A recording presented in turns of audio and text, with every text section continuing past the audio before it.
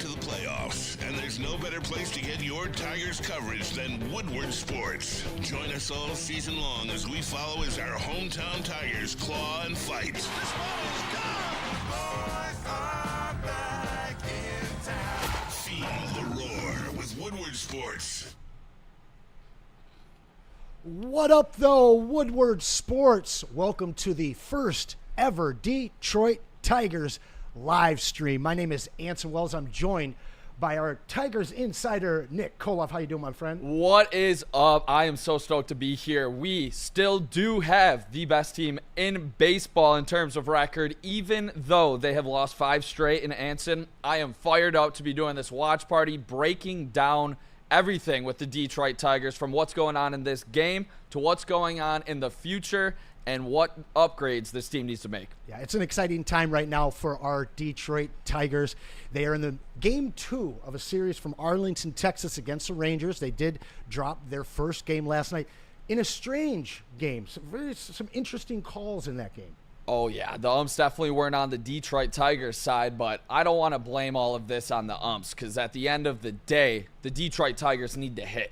They had the All-Star break, and it looked like they were still snoozing coming back. They were not able to figure out the lefty that the Rangers were throwing out on the mound and anybody in the bullpen following. The Tigers' bats came out extremely cold, and I expect that to change tonight going up against the right-hander, Amon-Ra. Yeah, well, hopefully the bats are hot against the youngster on the mound.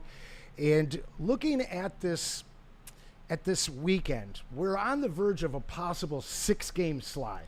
I know you and I talked a little bit earlier today. You'd be going a little crazy if that were to happen tonight. I might be crashing out at the end of this stream if the Tigers lose 6 straight. Yeah, obviously covering the team, being able to, basically watch them every single night, be there for the home games, interview some players. I feel like this is not in their DNA. This is something that they have not done. Obviously, 5 is the longest skid so far of the season. If they lose 6 here, I think it might be a little bit time for concern, even though the best team in the NL also went on a similar slide. Yeah, I don't think you'll be the only one concerned in town, but we've got our first pitch coming up here shortly. Let's swing over to some bets. Caesar's the best around. Let's get a Caesar's best bet out of our Tigers insider for tonight's game. I do not believe that the Tigers will lose 6 straight, and that is why I am going with Tigers on the money line. Try to get it in before it is too late. Obviously, we got the lefty-filled lineup going up against the righty, Amon-Ra. When I got it, it was still at plus 104. Make sure you guys check out Caesar's Sportsbook. And I expect a big day from these lefties that I just spoke on, but one specifically being your 2-time All-Star, Riley Green. I expect him to get a hit in this one as well. Yeah, 6 lefties in the order if you include switch hitting Wencel Perez. So, they've got to get back to what they were doing well before the All-Star break. The concern right now, it seems like a lot of people are talking, is the relief pitching. Hopefully we don't have to depend on that too much. Maybe the bats get hot tonight and we're not worried at all. But are you worried if this is a close game tonight? I think you have to be at this point. I mean, you definitely can't put out Tommy Kahnle right now with any 36 face. ERA this month? Horrible so far this month, and it looks like everybody's kind of figured out his changeup, and it looks like they're just waiting, sitting back, putting the ball the other way, the way you saw last night. And it is a little bit concerning when it comes to this bullpen. One guy I still have absolute faith in is Will Vest. Yeah, so absolutely. if we can get Vest in the 9th, get to Vest, I do feel comfortable in him, but it's about the fact of getting there. We saw Tyler Holton pitch more than 1 inning last night. He was been a shutdown guy. Love what I'm seeing out of Tyler Holton. When I spoke to him, he stated the zone is looking a lot bigger to Tyler right now, and that's why he's been able to thrive. Does it concern you at all, this bullpen, specifically Tommy Kahnle? Do you think this is a slump, or is this a long-term thing, do you I'm believe? concerned, but I'm not, because I know that they're going to make a move at the trade deadline. First pitch is on the board, though, and another one comes through. Big swing and miss from Cole Keith. Kumar Stryker starts the game off with a strikeout. Not the way you want to see the bats begin. Ugly swing there from Cole Keith. Yeah. No doubt about it. He was fooled on that slider, and, Kumar Rocker, he does have that filthy slider. That was one of the big reasons why he was dominant at Vanderbilt in college. He hasn't been able to figure it out at the big league level yet this season specifically, but he will get there, I believe. He has the stuff. He's extremely talented, but the Detroit Tigers need to stay away from that slider. Keep it down. Well, Gleyber Torres up to bat here. He's got a 1-0 count. Rocker with the windup. Ball outside. I'm looking at the deals that this team could make. There's a lot of names out there. Aroldis Chapman is one that keeps coming up. Because you asked me if I'm nervous about the relieving position for the Tigers. The bullpen's trouble right now. Obviously, Will Vest has been saving the day with Canely playing the way that he has been. But I do see this team making a move. Is there somebody on your list that you'd want? Yeah, I think Aroldis Chapman at this point is a pipe dream because the Boston Red Sox, I believe, are going to be buyers. They have really turned it on in the month of July. All-Star break came at a wrong time for the Boston Red Sox because they've just been mashing and mashing and mashing. They actually traded an all-star, Rafael Devers, and somehow got better. I think he was a detriment to that clubhouse up in Boston. So I do not believe Aroldis Chapman will be on the move at all. And ball four to Gleyber Torres is going to take first base here. Nice little adjustment there after the strikeout from Keith. That is one thing that you've seen so much this season with the Detroit Tigers, and specifically Gleyber Torres, is the fact that he draws walks. He does it more than he strikes out, which is extremely rare in the American League. And Gleyber Torres has been every single thing as a table setter that you wanted when you were signing him. He is actually, he's been way above expectations for right now, and he made his third All-Star game with the Detroit Tigers. Another guy that's been above expectations, Wencel Perez, hitting 256. He's a little behind in the count, 0-1. Kumar Rocker with the windup once again. We'll see. And tough swing there. Tough swing from Perez, falling back 0-2. But they need to get this thing going early. What I've watched of this 5-game slide is they're just late to the party. Yeah, I agree. I think when this team's at its best, it's obviously getting out to a hot start, letting your starters really just get into a groove early where they're throwing strikes, they're not overthrowing it, they can attack hitters in the zone. And I believe when this team gets out to early lead, it's almost game over. At least it was before these bullpen struggles. Obviously, we saw the blown lead in the Mariners series, but that's why you asked about a certain player that I would maybe target here, Anson. And I got one, and he's in Pittsburgh who will for sure be selling. And his name is David Bednar. Hell yes. I love that. Count me in for some Bednar. 32 innings, 45 Ks.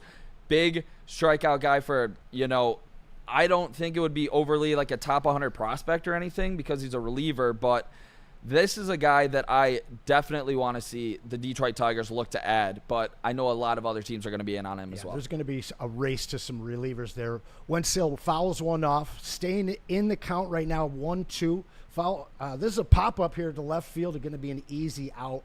Would love to see a lot of pitches on this young Kumar Rocker here in the first. He's got 14 pitches up, 2 outs so far. Runner on first with the big bat. Riley Green. We can't see a strikeout here.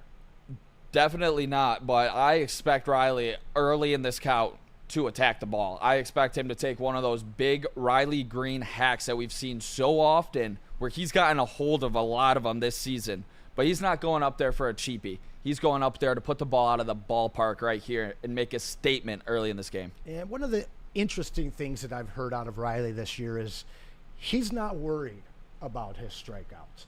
And in a time in the game where everybody's worried about on-base percentages and things like that, when you get a guy that just throws that away and goes out and tears the cover off the ball, you really start to build a lot of faith in this guy, even though he can hurt you at times.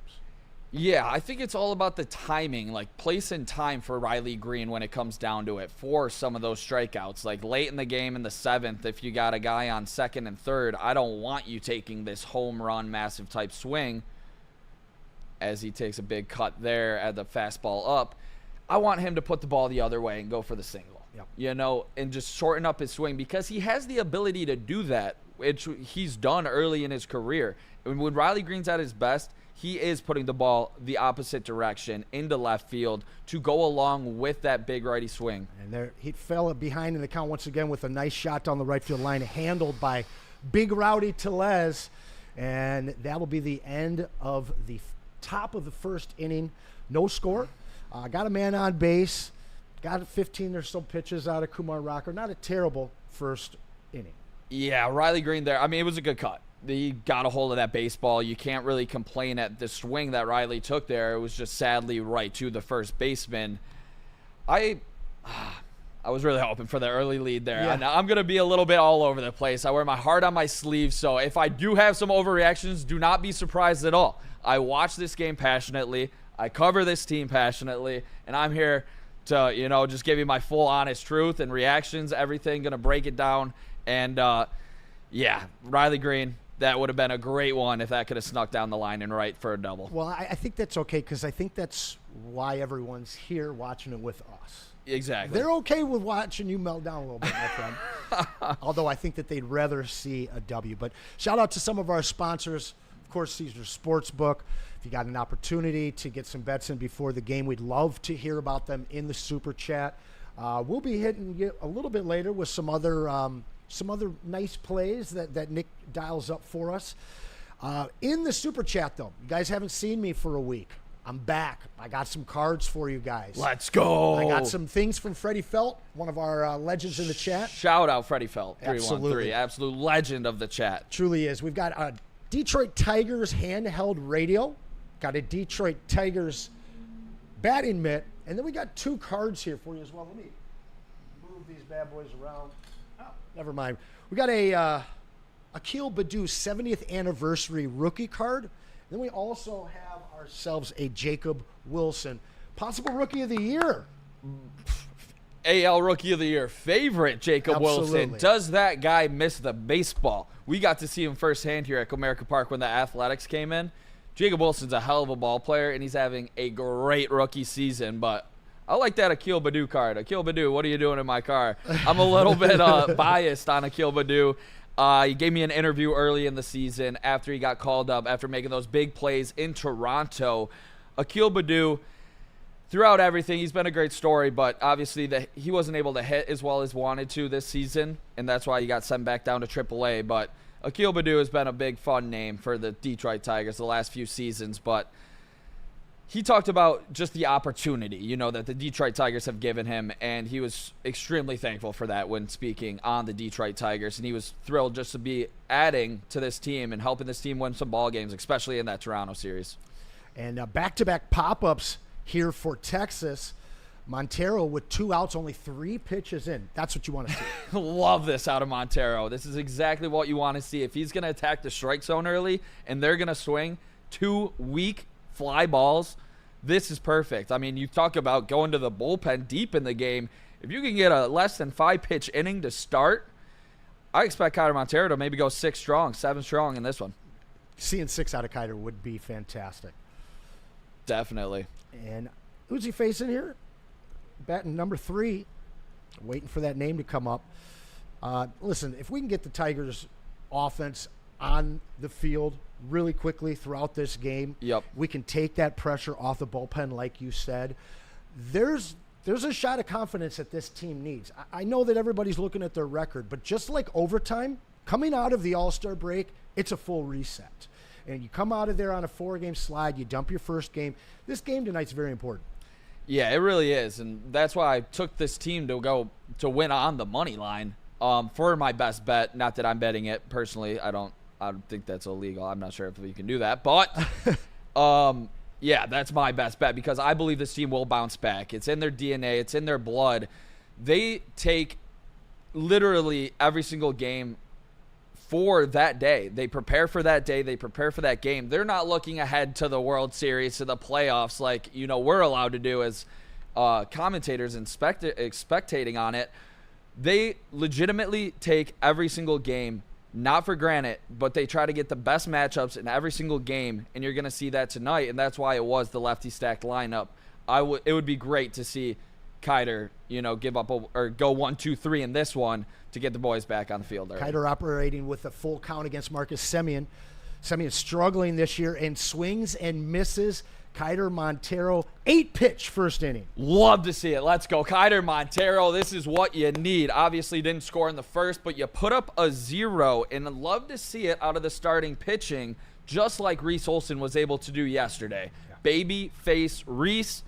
Kiter Montero looks to follow that great start that Reese Olson had yesterday, which I really enjoyed seeing because Reese Olson can be a top-of-the-line pitcher in the American League when he is on. Yeah. And an absolute asset to the depth of what we're looking at with the rotation right now. We're looking at Torque, McKinstry, and Meadows coming up to start the second. I guess I want to go back to the acquisition. Everybody's talking about the trade deadline right now. While we got a little bit of time, let's hear some other names aside from Bednar that you think should be on our radar. So to me, we talk about bullpen all the time, but to me, if you're going to give that bullpen a lead, you're going to need to score some runs.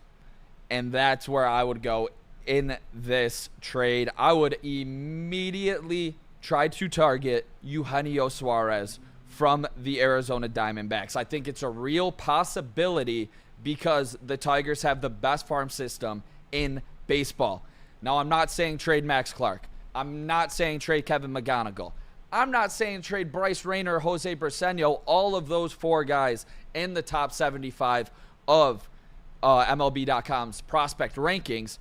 But I would seriously take a look at a guy like Teheran Lorenzo and possibly make him available. Not that I don't like Lorenzo, but it's the fact that I think we have catcher organizational depth at the catcher position, and I believe Lorenzo could be expendable.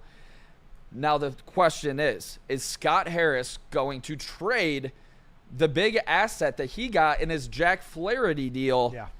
When obviously that was a shrewd move by Scott Harris. Briseño seems to be the better prospect at this point. He does. Yeah. And that's why I would go Lorenzo of the two. Briseño and Lorenzo can both swing it with the best of them. But where we are at with Dylan Dingler right now, I love what I'm seeing out of Dylan Dingler. We also have Briseño as the catching prospect. Rogers is a solid backup, really good defensively, but, the bat swing and miss. But they also just drafted a catcher in the second round. Yep. He's a developmental piece who will, hopefully be at some of the higher levels in maybe 4 years, probably. Yeah, we'll talk more about him as well as the first-round pick that the Tigers made recently in that draft. 3 straight pitches from Kumar Rocker. Torque is struck out. Yeah, you see that cutter right there, and you got to watch out for the slider. You got to watch out for the cutter, and not the sinker's nasty too. Yeah. You'd hate to see that out of Torque. 3 pitches, and the swing and miss a little bit. He's been doing a lot better. His strikeouts are there, but his walks have increased. We saw him walk last night. If his on-base percentage can improve and match up with his power, the guy's going to be a dynamo for years. Exactly. And like we talked about with Riley, you can deal with some swing and miss as long as the pop is there, as long as the home runs are there. McKinstry puts one on the ground to second for a second easy out of the top of the second inning. Exactly what we didn't want to see, Anson. Nope. 2 just early at-bats, and what's going on with this team right now?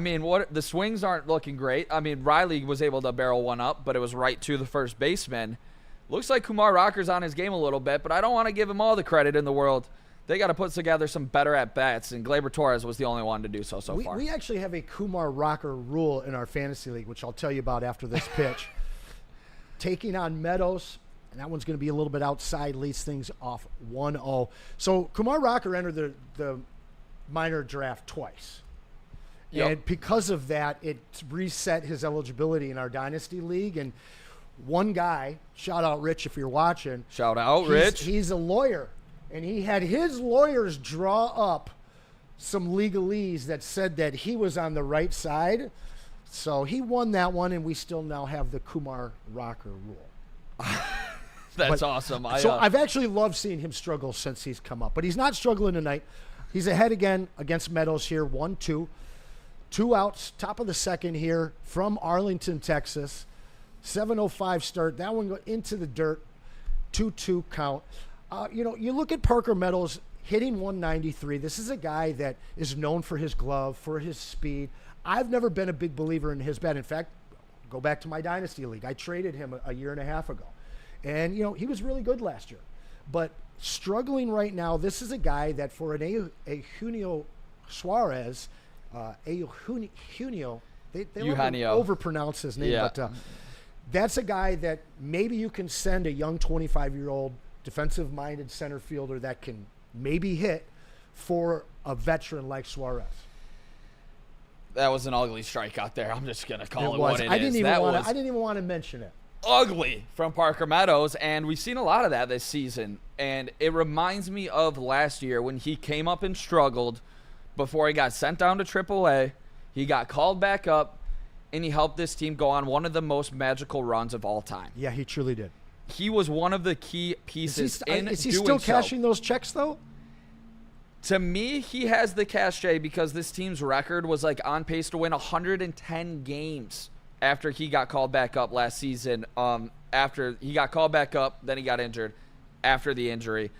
This team was like on a 110 win pace. When Parker Meadows is at his best, he's playing obviously a Gold Glove center field. He's getting on base, he's stealing bases, and he's able to turn a single into a double into a triple.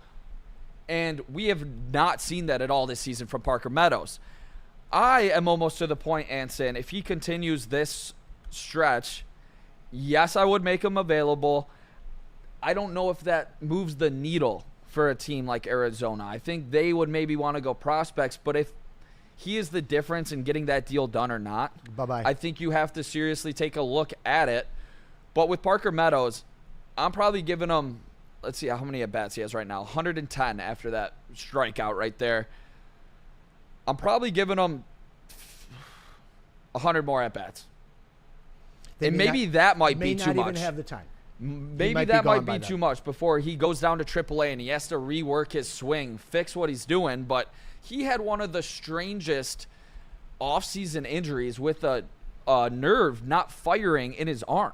Like, this super unheard of with Parker Meadows. But if this team is going to win the World Series, Anson, if this team's going to be a really big threat in the playoffs, I truly believe Parker Meadows needs to be a key piece, not just playing the Gold Glove center field, but hitting. He's got to hit. He's one of the most electric players when he's on in baseball. We return to the bottom of the second. Dolis Garcia up against Keider Montero. 0-1's the count. Wind up and a shot to right field. That'll get down for a base hit. McKinstry handles it, sends it into second. So base runner here for the Rangers. No outs. This is where you start to see Montero have his issues. When things are going well for him, they seem to go really well. Things get a little tight, his youth tends to show up. Yeah, Keider Montero. I mean, I honestly have a lot of faith in Keider Montero. I don't believe Adolis Garcia is going to be running anytime soon, so I wouldn't worry too much about the steal. Could be dead wrong here, but you want to see him attack Evan Carter like that. I'm okay with the single. I'm okay with the base hit. It's when you start walking batters and giving them free bases that allows the other team to then hit the big RBI, the big double, triple, whatever it is. If he can limit the walks, I am totally okay with giving up a base hit here and there for Keider Montero. He's your fifth starter, and he's been a great fifth starter so far. A rocket foul down the right line into the fans. This is an inning that I'd love to see them get out unscathed, keep the pitch count low. Evan Carter, solid player, but if you give him an open opportunity, he can really burn you. Yeah, you can't miss over the middle of the plate here. That's what I would worry about with Keider as he throws that one outside, but just a bit outside. Yeah, right. It looked like Kirby Joseph throwing out his first pitch on that one. Yeah, Keider Montero, you're looking at the opponent's slugging right there. This season, 23%. Opponent's average, 316. Opponent's slugging, 684. Just missed up and out again. Looking to get that fastball up. Maybe trying to change his eye level. If he goes change up here, can't leave that over the heart of the plate, or Evan Carter No. will put this ball in deep right field. Certainly. And for the most part, up until this matchup here, he's been over the plate. He's been very efficient so far. Here's the pitch, another one outside, and the gun to second, and he's safe. Garcia is running tonight, Nick. Jesus, Wow. 0 for 1 on the call. Are you kidding me? Adolis Garcia. I mean, Kiter Montero, what are we doing here? Garcia doesn't have this kind of speed anymore. And Rogers made a great throw. It was on target. It almost looked like there was a split-second delay in the decision to throw it, because I think they were surprised that he ran. Yeah, I'm also surprised that he ran there. Carter with a full count. Now he's got a runner on second. No worry for the double play ball. Let's see what Montero dials up here. And that's the walk that we're talking about avoiding. Yep. And that was Adolis' 10th steal this season. So he has been running a little bit more this year, but this is starting to be a little bit worrisome. You get the pressure on. He steals second. Not able to find the strike zone there. You got to watch out. This is a big guy that can change the game in the swing of a bat, and his name's Wyatt Langford. Yep. The Detroit Tigers Could have been. could have drafted Wyatt Langford. Could have been a Tiger. They elected to go with the prep superstar phenom Max Clark. Obviously, the future's bright for Max Clark. I'm not saying it isn't. I believe Wyatt Langford's going to be a really good ball player, Anson, for a really long time. Oh, absolutely. You got to be careful here. He could really flip this game upside down here in the Sure. bottom of the second, and Pops the first one up foul to the left side. I'm actually expecting him to do so. Langford takes another chop, another foul ball, down 0-2. Exactly what Kiter Montero needs right now. Yep, you A got to strikeout would be huge. attack him there. Maybe you see that slider away, try to get him fishing, chasing a little bit. Yeah, not a whole lot of reason to put it over the plate right now. No, especially. I mean, yeah, I would. Let's see if he goes slider away here. He's going up. Montero taking his time. Inside pitch, which Langford is able to touch. Another foul ball. Stays alive. 0-2 count. 2 men on. No outs. Bottom of the second from Arlington, Texas. Tigers looking for some momentum right now. Yeah, in a little bit of trouble. This would be a big strikeout. He's got great speed. There he goes, the slider away. Langford stayed off of it there. Langford's going to be a really tough guy to double up. If you are able to induce a ground ball here, Langford has top-notch speed where he is going to probably be able to beat it out unless it's a really hard hit ball off the bat. Yeah, it'd be nice to see a double play ball, but he is a tough guy to double up, that's for sure. Here's the pitch. Another pop-up foul down the right line. Staying alive. Montero now up to 21 pitches with 0 outs in the second after escaping the first inning with only 8 pitches. And this is a guy that, for me, Kiter Montero, he really seems overly conscious of runners. When he gets somebody on the base paths, when he gets somebody on, it seems like his focus is messed up. I'm with you right there as he just misses the strikeout. Great eye from Wyatt Langford. When he's cruising, he looks like he could be a full-time starter for many years to come, and a quality one at that, a guy that could have a sub-4 ERA for the remainder of his career. He looks like he's spot on, really bright future as a Tough slow. chop there. Could be a double play ball. Gets the one at second only. Runners at the corners. Wyatt reaches. And with 1 out, Montero's got some work ahead of him. Still looks like you could get the double play ball to get out of the inning here, but yeah, that was a very slow chop. They were lucky to get that out at second base. It looked like Sweeney there was, a little bit indecisive for a second, but Glaber on the base, ready to roll. That's big.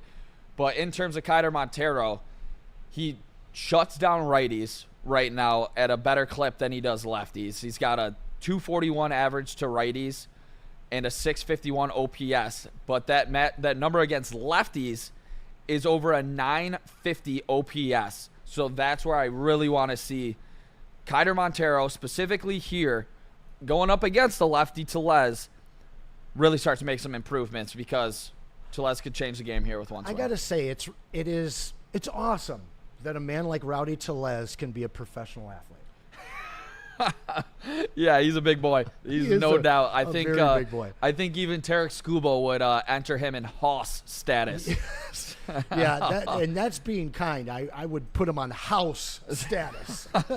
Yeah, for sure. He gets ahead of Montero 1-0 with second offering here. It's just a little low. Montero falling behind again.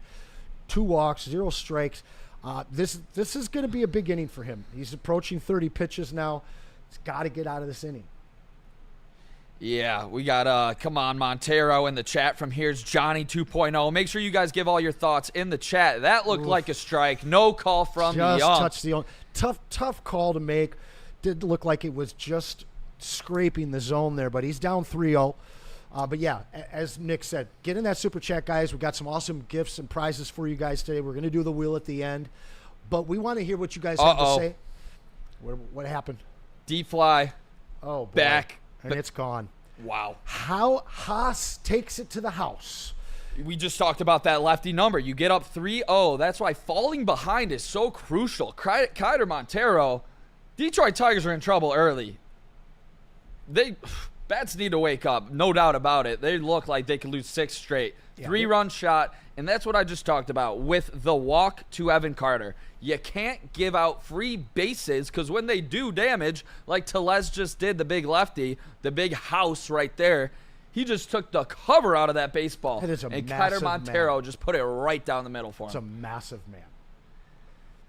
So Tigers down 3-0. Jesus. Familiar. It took a while last night for them to fall down 0-2, but at this point, 3-0 at the bottom of the second. Tigers bats are going to have to wake up in the third. Yeah, just a fan that sucked. Well, and it's about to get worse. Higashioka? That's just terrible there for Keider Montero. Not the start that we wanted to see, Anson. We talked about the phenomenal first inning, but after the hit to right, the walk, the fielder's choice, you get down 3-0 in the count, you're playing with fire. Yeah, I don't know if I've seen a swinging strike yet. The first inning looked great, but that's because they were touching the ball and just popping it up. They're doing the same thing here. They're getting the ball, they're touching the ball, they're staying alive deep into counts, and now they're making them pay. Exactly, as the fly ball goes up to left field and Zach McKinstry's under it, way to bounce back there to try to, not give up big trouble. But we talked about, I just talked about the playing with fire. Like, you play with fire, you're going to get burned. And Keider Montero just did that. This is kind of a gut check for the Detroit Tigers. They haven't trying had to many avoid of those this year. Exactly. And, when everything's cruising fine and dandy, everybody's having fun. Everyone's all smiles. But when you hit the adversity, how can you respond to it? But I know one guy, and maybe I would say the best manager in baseball. I'm glad we have him as a leader because I think he can keep this clubhouse even-keeled, even through these ups and downs right now that we're seeing. And I think they got to get back into good counts, draw some walks, as we saw the Rangers just do right there, and, sit on their pitch and go for a big one. Called strike, fastball, and then another slider fastball just clipping the plate. Montero fighting a little bit here against Alejandro Osuna, the 9th batter up. Rangers are ready to get through the order in just a second inning. Not what you wanted to see out of the Tigers today. 4th pitch to Osuna, right over the plate. Really interesting looking knuckle curve. Not something that you see out of him a lot. Yeah. Is that a pitch that scares you? That one right there hung up a little bit. If he can keep that knuckle curve down, I think he can really get some swing and miss with it. But hanging that one up to the lefty that we just there we go. There's that swinging strike we needed. Montero gets out. But oh my gosh. But it took him 28 pitches. So I don't think we're going to be seeing 6 or 7 innings out of Montero tonight. Yeah, I mean, he gave up the 3-run homer from Tellez. Keider Montero, the damage against lefties. That knuckle curve is going to have to be an asset against these lefties, and the command of the fastball has to be there for Montero. Obviously wasn't getting down 3-0, and that's the difference from a called strike on 2-0 on that borderline pitch there on the corner that Montero threw into going 3-0 where you're forced to throw the meatball if you can't control it, which he wasn't able to do until Tellez just teed off. Nick, you ever get in any trouble? Like legal trouble? All the time.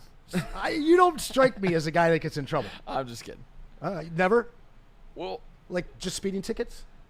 no speeding. We got some parking tickets. I mean, everybody was in high school once, right, Anson? Yeah, sure. I don't want you to give it all away. Yeah, you know? everyone got in a little trouble. I wasn't. I'll say I wasn't.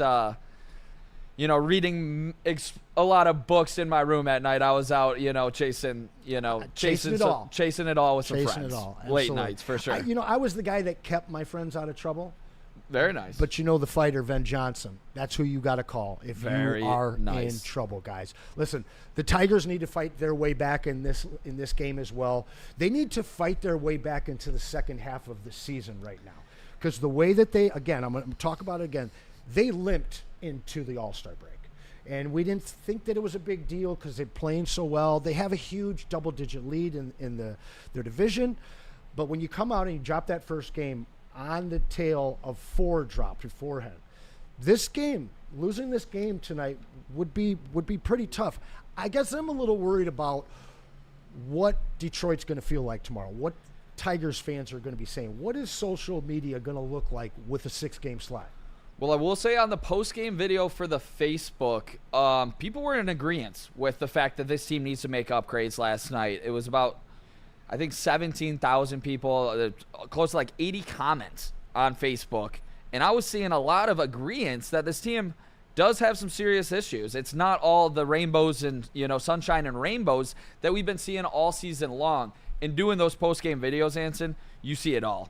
You see everybody from, we're the best team that's ever lived, this team has no weaknesses, to the sky is falling every single time. So I've been trying to be a little bit more even-keeled because it is such a long season as a bounce back from Rodgers goes to Rocker there.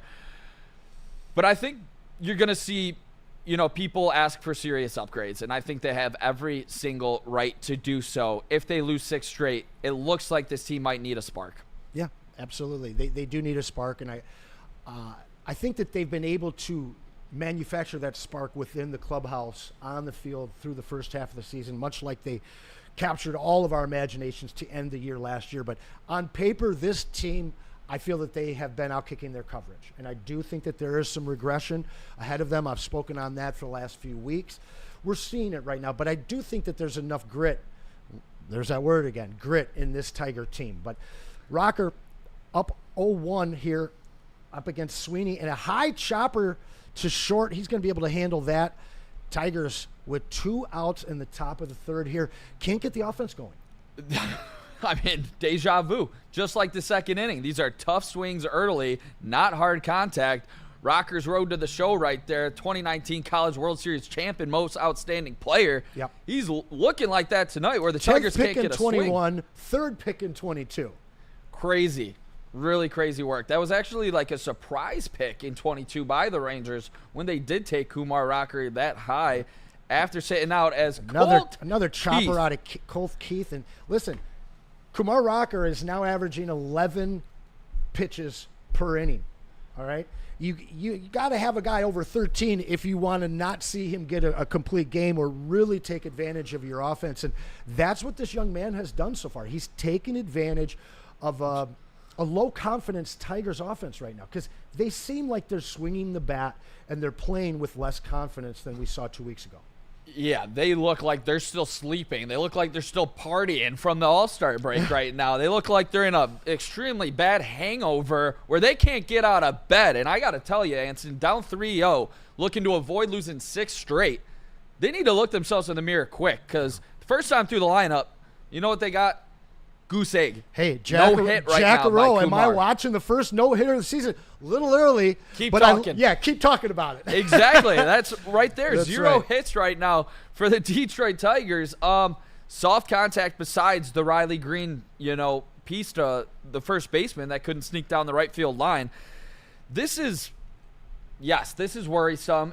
To me, do you think they were maybe reading a few too many press clippings about just how good they were, just how many All-Stars they had? Do you think that they were maybe getting a little bit This team inflated? seems above that. This team seems above that. Yeah. I think that it is their roster starting to equalize a little bit. And, you take a roster that doesn't match up with the Dodgers and you put a great manager in front of it, and you can dial up victories. You can make the adjustments, and you can get away with games against the Twins and some of the lesser competition. Not to say that the Rangers are great, but when you have a team that is struggling in their head, I think it's more about that than believing their own hype. Yeah, I don't think they were either, but at the end of the day, I believe this All-Star break has something to do with it. I believe they were looking ahead in terms of that Seattle season where they were not able to, really, cross their T's and dot their I's like they were in the past. When they were firing on all cylinders, they were doing every little thing the right way. They were having the great at-bats. They weren't walking as many hitters. And you see this team getting into trouble right now, and the swings are ugly. Yeah, and Montero struggling to get the ball over the plate, opens up the bottom of the third with back-to-back balls, one low, one outside. We might not see him come out of this, make it past this inning at this point. I think that's a stretch there, Anson. They're down 3. I believe that he will get through this, but, I mean, right here, going up against the What lefty. are they going to give him, 65, you think? This is his 40th pitch right now. This is his 40th pitch here. Got a strike there against the lefty. He's going to have to be able to throw strikes against the lefties. If he gets behind, you're going to see exactly what happened when Tellez teed off on you. Yeah, he did. I believe, I think Keider Montero's going to – I think he's going to give you 5. I'm going to go out on a limb here. I would like to be positive. We've talked a lot about trying to avoid losing 6 straight games. I'm going to try to remain positive here and make sure you guys put your guys' thoughts in the Woodward Sports chat. Smash that like button. Share this to your baseball buddies. Share it to your mom. Share it to your grandma who loves baseball. Make sure you send it to your fantasy league, man. Yes, share it to your fantasy baseball league. How many guys you guys got in your dynasty league? 12. 12 30-man rosters with a 5-man minors roster. And I love trading those minor leaguers for legit players. Love it. As the Detroit Tigers should be talking about right now. Seeing what I'm seeing out of the Tigers' bats right now, they don't even need to get to the bullpen right now because they won't have a lead, Anson, if they can't swing the bat the way that this team, I know they can. And right here going up against a righty, Kumar Rocker, you know a guy that I wish was in the lineup right now? Kerry Carpenter. The big swinging lefty. Missed. Dominates against right-handed pitching, and he is extremely missed, and I think this could be a big reason. A lot of people like to look down on Kerry Carpenter, that he can only hit righties. You know what? Kerry Carpenter hits righties with the best of them. Mm-hmm. He is one of the best righty-hitting hitters in the league, and you're seeing this team right now struggle to score runs since coming back from the All-Star break, struggle to hit extra bases. Last night, struggled to do so, and they are missing the big left-handed swinging, power-hitting Kerry Carpenter. Seager, who flew out his first time, gets well ahead of Montero again at 3-0, just took his first strike. Listen, he's got to get past this heart of the order early on. He was able to get right past him in that first inning. If he can't get out of this inning, I mean, he's approaching 50 pitches already. We might not see 5. Might not barely even see 4. It's a big 3-2 count, Anson, as got him. Oh, wow. Questionable call, but Very I'll take it for call. sure. Let's go, baby. Well outside, but Montero gets the strikeout. He needed that. That would have been one of those instantly. Corey Seager knows the zone with the best of them. Multiple World Series in Corey Seager's career. He is a great player, multiple-time All-Star. He knows his zone, and he knows that was a walk. He should have been on first base, but you know what? If I'm the Detroit Tigers, I am not complaining. Keider Montero. Not after last night. Not after the missed calls last night. Yeah, that was... How about that Javi tag?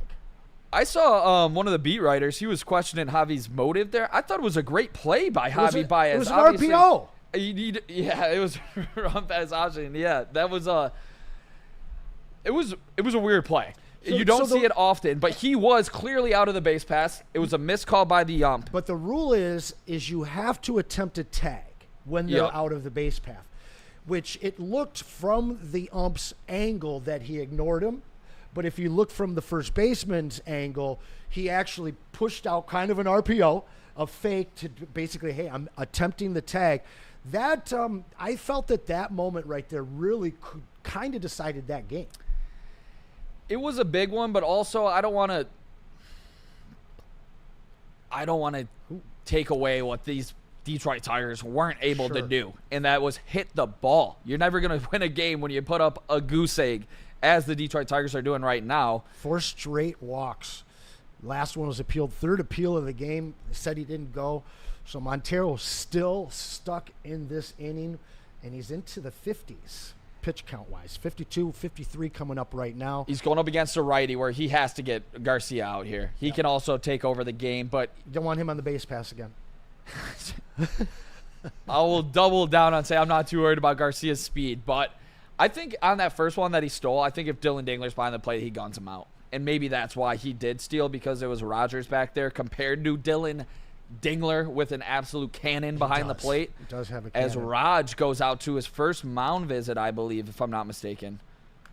I think just slow down, deep breath, don't miss over the plate. Garcia could burn you on a homer. You know, what do you think's going on right there? Well, that's exactly. He's calming this young guy down because he can't put it over the plate right now. Yep. You watch 4 straight pitches where he completely missed.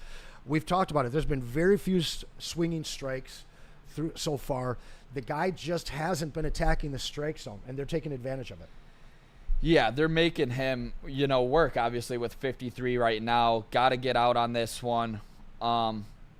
I believe, was that Carter who just walked, if I'm not mistaken? Was that yeah, give me 1 second here. But as the count goes 1-1, this is a big at-bat, Anson. This could really, keep the pitch count down a little bit right here. Well, and you could tell that Montero was bothered by the speed at first when Adolis was there. Yep. Another one nearly clipped him there. Garcia hanging tough. Counts 2-1. Runner on first, 2 out. Bottom of the 3rd. Texas Rangers leading the Detroit Tigers 3-0 from Arlington, Texas. Game 2 of the weekend series. Tigers desperately trying to end this 5-game slide, but they are well on their way to 6 right now. Garcia digging in, threatening to run. And a foul shot to the right line there. Big swing. Big swing.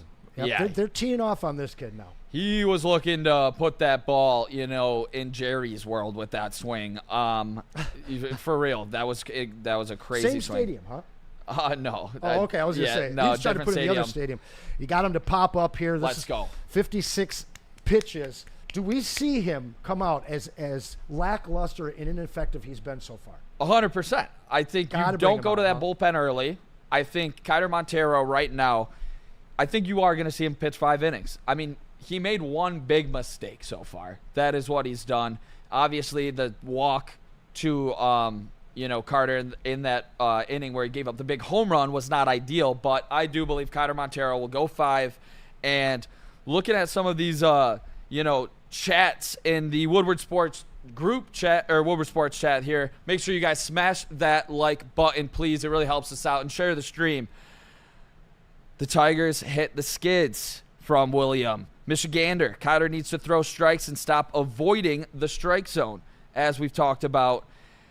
I also liked this one that I saw from Michigander. Can't wait to see how Neil Rule has to say about the Tigers. Already know he's about to say, we are the best team in baseball. Why is everybody getting upset?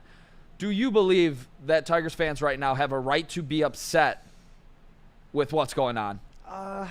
No, hell no. I mean, listen, this team shouldn't have been in the playoffs last year. I mean, they literally rode Zeus's staff. It was crazy what they were able to do. This year, I looked at that roster, and yeah, they're going to be in contention to win this division. Cleveland should be right there with them. But the way that this team has played has exceeded everyone's expectations, including ownership, all right? It's kind of like what we saw with the Pistons at the trade deadline last year, where we're not trading these guys. We're way ahead of where we thought we would be. I would imagine the Tigers staff and brass are very pleased with where they are. And if anything, this hiccup that they're going through right now might be the best thing for them. Because if you're able to just kind of coast through and you're not a buyer at the trade deadline while the Yankees are buying, while the Dodgers are buying, while everybody else is buying, and you've lulled yourself into this false sense of security, our issues right now are glaring through this 5-game slide. And so I think that it's a message to Scott and the rest of the staff to start making some moves, to start picking up the phone, finding who's available and who we can get here, not only for the bat that you're talking about, but also to shore up the bullpen. I think that's a phenomenal point, Anson. I don't think I could have said it better myself, because you do have to look in the mirror when this team is struggling the way they are right now. But one guy that just gives you a consistent at-bat every single time, Gleyber Torres, already up into a 2-0 count. Yes, sir. 3-0 right there for Gleyber. Beautiful. Love to see it. It's every single time I feel like I'm watching a game, I'm watching Gleyber Torres getting a 3-ball count. Yeah. Every time. Yeah, and they've seen 20 more pitches so far. So if we can get deep into some counts, battle with Kumar, start exposing his youth. Was that a strike? Nope. Oh, they gave that a strike. Well, we're even now. That one was definitely inside and a little high. 3-1 count now. Torres against Rocker, walked his first time up. Tigers need to get it going here. Need to build some momentum. Yup. And Rocker put that a little high, but over the plate. Full count. Gleyber Day. Let's see what he can do. Try and start a little bit of a rally here at the top of the fourth for the Tigers. Shout out nobody in the Woodward Sports group chat with a $2 super chat. He says, thank you, Nick and Anson. I believe perfect way to cap my Saturday. Well, thank you guys, and thank you, nobody. Make sure you send in your super chats. We'll read them out loud. Make sure you smash that like button. And we're thrilled to be here, kicking off your guys, great Saturday. That's and right. If and you nobody, guys are, you can end your Sunday with us too, because we'll be right back here tomorrow covering the Detroit Tigers once again. And in fact, Nick, we'll be doing this every weekend for the rest of the season until it's post-season time. So make sure that you're with us Saturdays and Sundays. You know where to be, Woodward Sports. It's going to be a lot of fun, Anson, and I'm thrilled to be able to still be at the ballpark for these upcoming broadcasts as a reporter at the stadium, giving you guys all of the best, most exclusive interviews only seen at Woodward Sports Network. We're doing it differently, better than anybody else in the state of Michigan. Detroit sports by Detroit fans for Detroiters. If you guys don't even know, look at a lot of our big sports broadcast companies. They film in Arizona, guys. Like, we grew up with these teams. We love these teams. We fight over these teams because we're passionate about these teams. Yeah, I will live and die with every single pitch. Great walk from Gleyber Torres there Huge to get walk on base. We got Perez in a 2-1 count looking to take advantage, and the Tigers are looking to strike back against the Texas Rangers down 3-0. Yeah, and battling against Rocker, forcing him to put the ball over the plate, which he's struggling to do here in the fourth. Just an absolute horrible call there by the You got to give Perez that call. they gave him that strike? They gave him that strike. Oh, my goodness. That one was really outside and high. In the odds to get on base after a 3-1 count compared to a 2-2 are drastic. Yeah. As he has to fight back there against the cutter. Yeah. Low cutter probably could have taken off of that, but after that last one, how do you not swing at that one? Definitely wide zone tonight. Tigers have benefit from that once. Rangers have benefit from it twice. Count is 2-2. Runner on second, Gleyber, not going to be running. Definitely not. Not going to be running. He's on first here. Pop up, and it's going to drop back behind the catcher real quick. Staying alive. Yep. Stealing pitches. That's what we need to see a little more of. Rocker at 45, about to throw 46. Exactly, and you just want to see the good at-bats. And the last couple innings when this team was going 1-2-3, 1-2-3, it was swinging early, weak contact, not drawing any walks. Not taking any pitches, Great layoff there from Wenzel to lay off the cutter down. Big at-bat going to another 3-ball count, back-to-back full counts for the Detroit Tigers. This is exactly what I wanted to see. In this inning, you're down 3, making them fight. Let's see Wenzel Perez draw a walk here. I would love to see it. Did you see that shift? Yeah. They are heavy shifted right. Let's go. All right. Back-to-back walks. Tigers cooking. No outs here. Man on first and second. Kumar approaching 50 pitches right now. This is where Rocker has an issue when things get a little bit sketchy. I mean, most young pitchers do that aren't named Skeens. MLB barrel rate. Riley Green in the 96th percentile with the 18%. Yeah, I'm looking for Riley Green to tie this ball game right here. Anson, Kumar Rocker, not finding the strike zone. I would let him rip first pitch. I think he's going to try to throw one in there. I would imagine Hinch just saying, hey, smash that ball. And he lays off. Wow. That's surprising. So maybe not. Great to see from Riley Green right there. And this is why Riley Green was a 2-time All-Star. He's your best player in your lineup. This is where you need your star to be a star as Riley Green loads up. Ooh. Thank God that ball's fouled. Yep. What are you expecting here from Riley? Well, I would have loved to have seen him just open things up and try and smash the ball. But at this point right now, I think that it's more important to get into the flow of what just happened to start this inning off. Taking pitches, getting on base. Yep. And instead of just going out there with a green light, he obviously told him, hey, let's chill a little bit. Let's take a couple more pitches and see what this young kid can put over the plate for you. I'm going yard card here. First one of the night. 22 home runs against righties. Oof. Went for it there. With a little let up on that swing. It was a strike either way. Think he was expecting cutter there? He was swinging, I think. Just no matter what. I think he was. Yeah. It's going to be tough to get the yard card on the 1-2. Behind in the count 1-2. This one in the dirt, and he's going to be able to get in front of it and just save himself and the Rangers from losing a couple of bases there to the Tigers.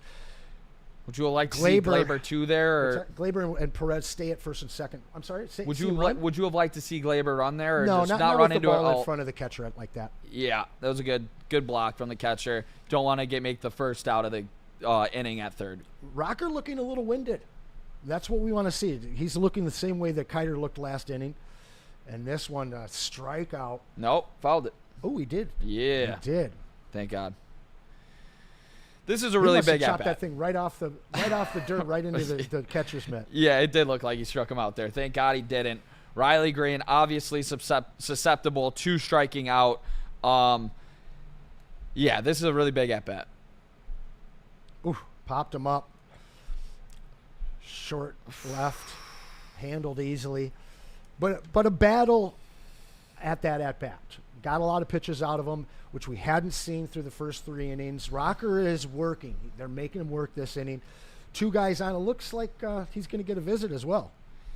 Yeah, I'd be extremely stunned if they pull him right here. I don't know if anyone's warming up yet. You just talked about him being winded. Probably give him a breather here, but if they're going to throw in a lefty to go up against Spencer Torkelson, I think that'd be a massive mistake from the Rangers. I think they are giving him a breath here. The Tigers need to capitalize in this inning. You get back-to-back walks to lead off. Riley Green not able to come through right there with a weak fly ball. And this is where you need your stars to be stars, and Spencer Torkelson's one of them for this team, especially in this lineup with Kerry Carpenter out. Getting your first 2 guys on base, you cannot afford to go empty with Riley Green and Spencer Torkelson back-to-back. How about that Jerry Rice 80 jersey that Kumar rocks? I've never seen it on a pitcher. 80. What do you think about it? I kind of bothering me. What would you wear? What's your number? 24. 24. Shout out Miggy. There you go. I'm a 4. I believe Miguel was. If he's not, I'm. So Torkelson up to the plate, facing off Rocker after a little meeting with the manager, puts it over the plate. Torkelson with a big swing and a miss. This is a guy that if we can just see his strikeouts come down a little bit, his walks, again, as what we mentioned earlier, have been improving. But if this guy's OPS could really, well, I should say on-base percentage, if he can lift that, what he does smashing the ball, this guy truly could be an all-star. He truly can, and I thought he was well on his way before a little slump this season. To make it to the All-Star game, obviously Vlad Jr. is a beast up there in Toronto, don't get me wrong, but Spencer Torkelson has the potential to be an all-star, and a multi-time all-star at that for this Detroit Tigers team. You talked about maybe drawing some more walks. I think, to me, it's all about the power with Torque, and it's always going to be about the home runs. He has 21 on the season. He's expected to get over 30, and that's what you want to see out of your first baseman as he lays off on a cutter away to get the count 2-2. Lots of appeals so far today. Lots of appeals. That's the fourth one. It's that cutter right there. It's going to get people guessing at every single time. Do you want to see Torkelson kind of choke up here, or do you still want to see him try to take that big damage swing? No, I want to see him get on base. I want to see them keep taking pitches. I want to get well, he went for it. Torkelson with the strikeout, 0 for 2 on the day. Still 2 on, 2 out now, though. Tigers with a chance here in the fourth, and they've really got to take advantage of this. They've shown some life offensively in this inning, but there's still it seems like there is some confidence missing. We haven't seen the big cuts. We've seen a handful of them, but it seems like they're kind of withholding a little bit. First pitch from Rocker to McKinstry is a cutter for a strike. And shout out E-Fog, always saying what up in the Woodward Sports chat. Make sure you guys are smashing that like button, sharing it with your friends. This is the first ever Woodward Tigers live watch party breakdown for a game that's not a playoff game. It's going to be a lot of fun gearing up towards the playoffs, hopefully, but can't look too far ahead when this team is, staring down a barrel of 6 straight losses, Anson. What are you drinking tonight if they lose 6? Let's see. Probably a White Claw, ice cold sometimes. And maybe if I'm really getting crazy, I might have to hit, Loom dispensary. And maybe got one of those beverages as they Loom, best in the game. You know what it is. They have the drinks to go with it. Make sure you guys get some of the most fire out there. If you want to have a great time, obviously do it responsibly. Do not drink and drive. And definitely no smoking and driving either. Otherwise, you're going to have to call Ben Johnson. Exactly. He's the fighter. We need a big at-bat here from Zach McKinstry. Yep. The first-time all-star but extremely valuable utility man, Zach McKinstry. He's been a spark plug this whole entire season. Yes. This is a big spot for Zach. Yep. Up ahead 2-1 in the count here. Takes another one outside, 3-1. If they can load these bases up, then, yes, 2 outs. Swing away, boys.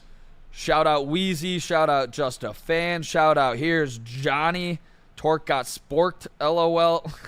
I don't know about that one, but Zach McKinstry, big hack, fly, foul ball to left. Did Taco Bell get rid of the spork? I don't know if I've had. Did they give the spork with the Fiesta potatoes? I would imagine so. I think they got rid of the spork. Chat. Does Taco Bell still have a spork? We need to know. We need to know the questions at a 3-2 Kumar loading up to here. Zach. Runners in motion and a chopper to the pitcher, and he's just able to get McKinstry out. That finishes the top of the fourth. Angrily pulling off his guards there in shin pads. Zach McKinstry's pissed off, and some frustration showing for the Detroit Tigers. You get your first 2 guys on base with leadoff walks. Gleyber Torres gets on base. You got guys at first and second for Riley Green, Spencer Torkelson, Zach McKinstry, and you come up empty there, Anson. This was a really big missed opportunity that I think we're going to look at later in the game as a reason why they lost this one. You got to get some runs on Kumar Rocker when he gets leadoff back-to-back walks. That was a big missed opportunity. Yeah. I sure hope you're wrong about that coming back to hurt us, but it certainly looks like it's going to be. I guess my question at this point is are we going to see Kiter Montero come out for this inning? I do believe, we're going to see Kiter for sure here. Is this his last one? Going into 4 here, or is it 5? This is the bottom of the 4th, yeah. Bottom of the 4th. I think he's done after this. I think it goes 5. Okay. I'm still sticking with 5 here. We got Charles McLean in the Woodward Sports group chat. Keep smashing that like button, folks, and sharing the stream. He says, at tailgate, which is me in the chat, it just seems like Hinch doesn't want to win when he keeps putting Rogers in that lineup. Tigers pitcher's ERA is over 1 run better with Dingler behind the plate. And I can't confirm that exact number by Charles, but that's a great point. This team, when they're firing on all cylinders, they got, the sheriff back there running the show, and that sheriff is Dylan Dingler. He is not just the update and the upgraded version of Rogers in terms of hitting, but behind the plate, he is a shut-down catcher. And there's that one run, Adolis Garcia, which he probably would have gunned down. Exactly. That's a great point right there. Yeah. No doubt about it. Phenomenal. Great point by Charles in the Woodward Sports Chat. And, yeah, I mean, Rodgers has been struggling more than we've seen this year. At the end of the day, when A.J. Hinch spoke on Rodgers, he's talked about he wanted to get Rodgers in once a series, couple times a week. It was a late game last night, but it's not like it was a late game into an early day game. I would have liked to see Dingler in that lineup tonight. I mean, for sure. I would like to see you in green and white more. You're looking fantastic today. Thank you very much. My man. Had to get a little snazzed up for the first ever Woodward Tigers live stream. Thank you guys all for joining us. Hopefully the Detroit Tigers can give us something to get excited about. As, if I'm not mistaken,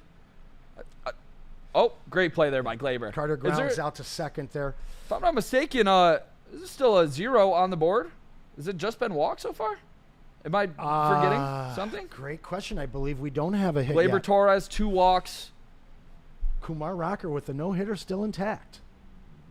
He was huffing and puffing a little bit. I don't think he can even get up there with the amount of pitches, but yeah, it could be a bullpen no-hitter, but I think that the Tigers will get some hits. But, looking at how badly the offense struggled yesterday, regardless of the bad calls or the you look at that McKinstry play in right field, he's inches away from making that grab.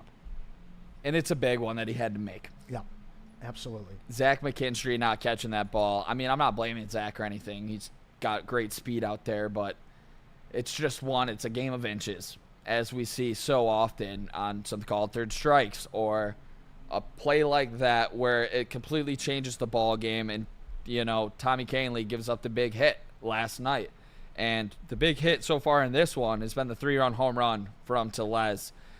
That was a nasty knuckle curve, though, that I would like to see a little bit more out of Montero for a strike. That was a filthy knuckle curve. It is a nasty pitch as long as he keeps it low, like you mentioned. Yep. Langford, who did reach base earlier, down in the count, 1-2, 1 out here in the bottom of the fourth. Tigers trying to find some inspiration and some spark right now. I'm a little worried, man. I thought that nice strikeout there. Montero, it's only his second strikeout of the day. Needs a couple more of those. Let's see him get out of this inning. 65 pitches. I'm not sure if we're going to see him back for the fifth.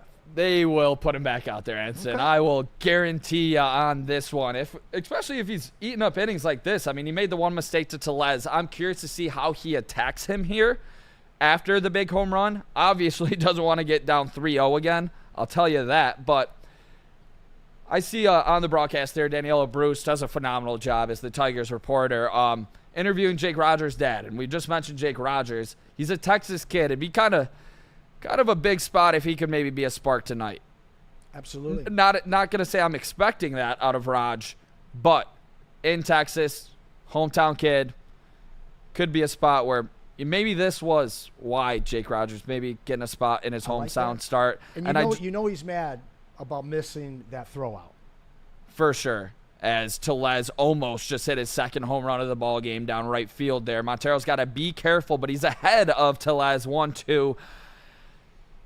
Yeah, this could be a spot. I saw Charles in the chat says we know Rogers will be behind the plate tomorrow with Skubal going. I think you're wrong, Charles. Dylan Dingler is going to be behind the plate tomorrow. That was last season when Jake Rogers caught every single one of Skubal's starts. The the job that Dylan Dingler has done so far this season has been phenomenal. He is going to start tomorrow with Tarek Skubal on the mound. Tellez fighting again, fouls one off. Down in the count, 1-2. This is an inning that Montero would really love to get out of. Looking a little bit more, a little more together right now, putting the ball over the plate, challenging the hitters more so than we had seen through the last couple of innings. And that one's low. Nice frame by Rogers, but couldn't get Blue the wasn't call. falling for it. Yup, exactly. Tough spot there. This would be a big out right here if he's able to get Tellez on this 2-2 count. And a big swing on the outside. Montero, 71st pitch, gets him out of the inning and gets him his third strikeout. Are you second guessing that he's coming out for the fifth? No, I think at this point, the way that he pitched this inning, I think that you have the faith to bring him back out. He's still going to get an opportunity towards the end of the lineup and then a little bit of the beginning, which he's fared well against so far. Yeah, this is exactly, to me, the only mistake. Obviously, he gave up the home run. He got behind Tellez, but the mistake to me was the walk. Because instead of being down 2, you're down 3. It's a bigger deficit to come back from. That's what I just want to see out of Montero. Like I said, I'm okay with the singles. I'm okay with giving up some base knocks. If you're in the zone, you want to be on the corners, obviously, to not let up so much damage. Not 4-0 walks. Exactly. And that's what, you want to see Montero work on. But at the end of the day, he's a quality number 5 when he goes out there and pitches. I like what I see out of Montero most days. He will have a blow-up start here and there, but this isn't one of those days, I don't believe. Obviously, he gave up the home run, but this is an end of day. The Bats really need to pick up their starting pitcher right now. Yep, no doubt about it. I'm going to just grab a quick paper towel and right I do next want to to you. let everybody that's following in the chat, everyone else that's watching this, live or later, you've got to check out our new lineup of weekly shows. Woo! Monday, starting off, Sean Belizean in the morning with the legendary Maz. Then, of course, Big D Energy. We've got Terry Foster in along with the legends Neil Rule and Darren McCarty. Then the 2 to 4 show, the Braylon Edwards show with broadcasting Detroit legend himself, Matt Shepard, who just joined us last week. And then, of course, you end things the right way with our favorite, the heavyweights. Heavyweights mount up. You're part of that crew. Oh, yeah, definitely. In that sound booth here, fill in when I can, when the fellas need it, on the desk as well. If you guys are, new to the channel, checking it out for the first time, you get a little bit of everything at the network here. And I think the cool thing about the heavyweights, it is Detroit sports unfiltered. I can say that proudly. I have so much fun every single day. Zero filter. Zero filter at all. Yeah, we were letting loose yesterday a little bit. It was fun. And there we go. Parker down left. Did it? It's gonna go foul just barely. Ooh. Guy lost his hat though, going for that ball. Have you ever caught a ball or gotten one, bounced you, whatever? I got to see this replay 1 second because I do want to tell you that. It looked like he reached over there. There's definitely could have been some interference there in the way that the line rides the he threw his hat at it to try and catch it. Gotcha. Okay. I had a bad look at that one, but this one, slapper down the line trying to outrace Kumar, but he doesn't. Meadows out at first in a tight play there. Rocker at 66. Needed Parker to get on base. Decently sharp here. He really is. That cutter, that slider. Needed Parker to get on base there. Let's see if they challenge. They got the replay coming here. I think he got him. Ooh, tie goes to the runner. That one, I think Hinch is going to dial this one up. Doesn't look like he's doing so. Rockers beat him by a split second there. That one was tight. That was extremely tight. But yeah, motion, it didn't look as sure as I thought it was. Big spot for Raj. I think he could be a spark, but I'm not expecting it by any means. But this is, he's a big clubhouse guy, Jake Rogers is. He's a great guy in the clubhouse. Everybody speaks super highly of Raj, keeps the clubhouse light, funny guy as well. Low and outside sinker there. I think Rogers could really put a spark into this team right now. If he was the one to do it in his hometown state to get a big solo fly here, it could really ignite this team where they, are talking about a 4-run comeback here. Takes a big cut and a low and outside slider there. That one's not going to do the cut. No, and he's behind in the count 1-2. Rocker's been playing well. I love to hate on the guy because of our Kumar Rocker rule, but I'm impressed so far. And the Rangers. Nice shot there, directly to shortstop, line drive. Hey, listen, the BABIP is not in our favor today. 2 hard hit balls directly at the infielders. That one to shortstop there as he teed off on Kumar Rocker as he left that fastball up, and Rogers looked like he was going to take that bat to first with him.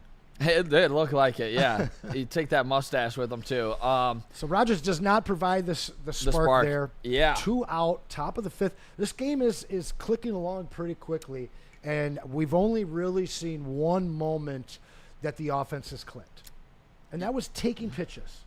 Exactly. They still are yet to – the Detroit Tigers are currently being no-hit everybody, so Kumar Rocker cruising. We got Trey Sweeney up here. I guess looking at this lineup a little bit, now that I'm taking a step back, you took out two of your better hitters from this lineup going up against the righty today in Dylan Dingler and Javier Baez to a team that hasn't been able to hit the ball the night before. Yeah, at this point, I know that Hinch loves to play his card and is able to dial up so many different looks. Another out there, Sweeney grounder, and he is out of the inning. Oh my headed God. into the bottom of the fifth. And Kumar Rocker is cruising. He has a no-hitter. This is could you imagine? Well, it won't be all him. He's not going to get through the rest of this game. He's already at 71 pitches. But the Texas staff will have an opportunity to take the baton and take it home. We'll see. Listen, the Tigers look lost offensively right now. Swinging at pitches outside of the zone, not taking pitches outside of the zone, getting behind in counts early throughout this game and throughout their slide.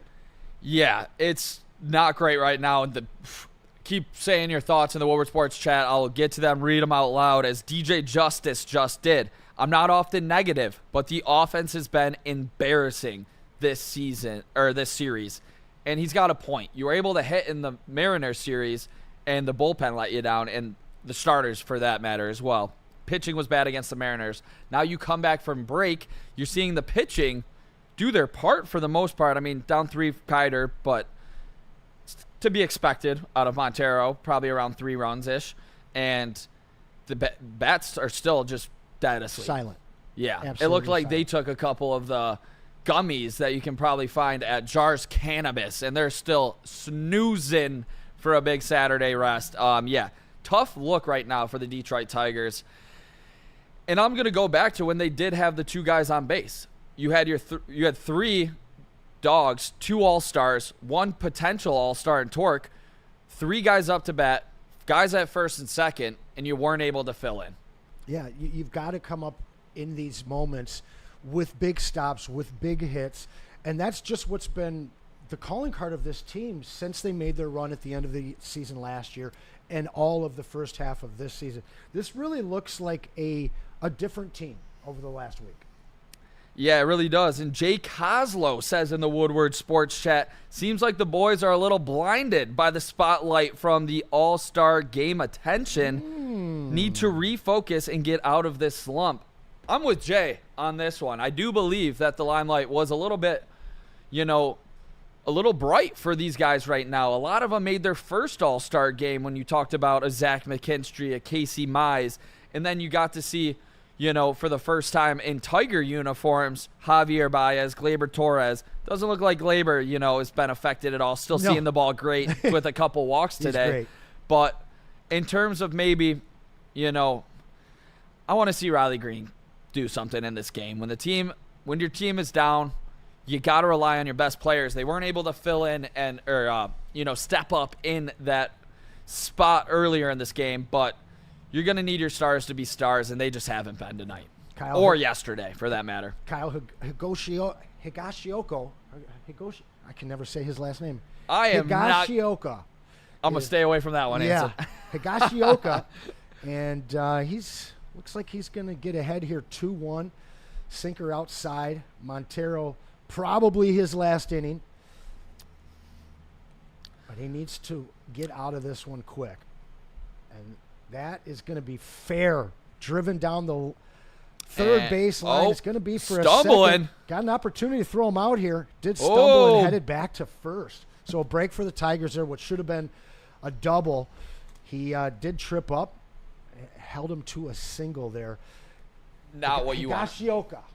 Not what you want to see. He teed off on this baseball right down the left field line there, and that was some hard contact there, Anson. I would be surprised if they don't have somebody warming right now. I didn't know if you saw a shot in the bullpen at all. I haven't seen the bullpen yet. I am assuming that they will, and this is a big spot for Kiter Montero. You got to keep this lead that the Texas Rangers have gathered 2-3 runs. You cannot go down more than 3 right now, especially with how bad the Detroit Tigers bats have been, if you're expecting to win this ball game. And a very fortunate bounce for the Tigers off that hit, which helped them keep them at first.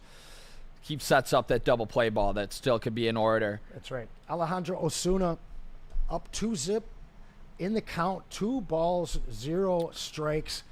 Listen, Montero has not put the ball over the plate today. He's had 1 inning where he aggressively went over the plate, and that was last inning. This one here, he's just all over the place. If he gets this out, it might be the last one. You see his numbers, 164 average with a 508 OPS in Yikes. 1 home run, and you go down 3-0, Anson. You just can't do that if you're Keider Montero to the 9-hitter in the lineup if he walks him here. Oh, my. Yeah, Oh, God. I think you got to pull him at this point. You for sure have to pull him. It's You his can't third walk straight 4-0 strike or 4-0 walk. You can't walk the 9-hitter if you're expecting to not get damage done to a guy with a sub 550 OPS, sub 200 average. Big mistake from Keider Montero. I think this one's going to end up biting the Detroit Tigers. And if you are the Tigers, this is a tough spot. I mean, they got the lefty Josh Smith up right now. Tyler Holton pitched 1.1 innings last night. Do you go to Herter? He hasn't handed the ball off, so it looks like they're going to keep him in. They got Fetter out there, so they are going to try to. They're keeping him in right now because A.J. Hinch is the one taking the ball if he's going to do so. Who do they got warming up? Hanafi. This game could be over quick if they can't get out of this inning. Yeah, they're going to need that big double play ball, but, I mean, not feeling good about this one. I mean, it's hard to. You're going up against a lefty, Keider Montero, 950 plus OPS against lefties. I'm going to keep saying it. If he gets down to Josh Smith here, I'm kind of expecting maybe a 3-run bomb. We don't want to see that. Well, we definitely don't. I don't want to. We are seeing a lot of polarity in the chat. Some say this team is screwed. Others want to stay positive. My question is this, Nick. Can this team... Whew. Thank God. Oh, my gosh. Huge play. Huge play to get that out, not advancing any of the base runners. Oh, my God. If he didn't get it out there, I was going to flip Just out. An absolute shot down the left line there. And Great able cover. to knock the ball down and be able to make the play. Great cover there by Keider Montero to get over there to third base and make sure that they got the lead runner. That was a big-time play that could be a game-saving type play for Keider Montero to have the awareness to get over there right now. Yep, and he is able to stay in the inning with that out as well. 2 on, first and second. Count is 1-0, only 1 out. We're in the bottom of the 5th, again from Arlington, Texas. Tigers in Game 2, the weekend series with the Rangers, and an infield single. That's going to bring at least 1 in. And they hold the runner up at second. Tigers and Montero, Montero's going to get the hook now. That's for sure. Corey Seager doing what Corey Seager does best, driving in runs against right-handed pitching. That was a tough matchup for Montero, and he left that one up. I don't know if I agree with letting Montero go up against Seager right there. And absolutely not. That's just a bad matchup, and that's a tough spot for Keider Montero, but now the Tigers see themselves down 4-0 as Keider Montero officially gets pulled as the Tigers are currently being no-hit. They're down 4, looking to avoid losing 6 straight games where they're staring down the barrel of doing so. Very tough spot for the Tigers, but not a tough spot for the chat. I want to remind you guys, we brought the wheel back. We're going to have it for these games, and we're going to give out some cool baseball stuff.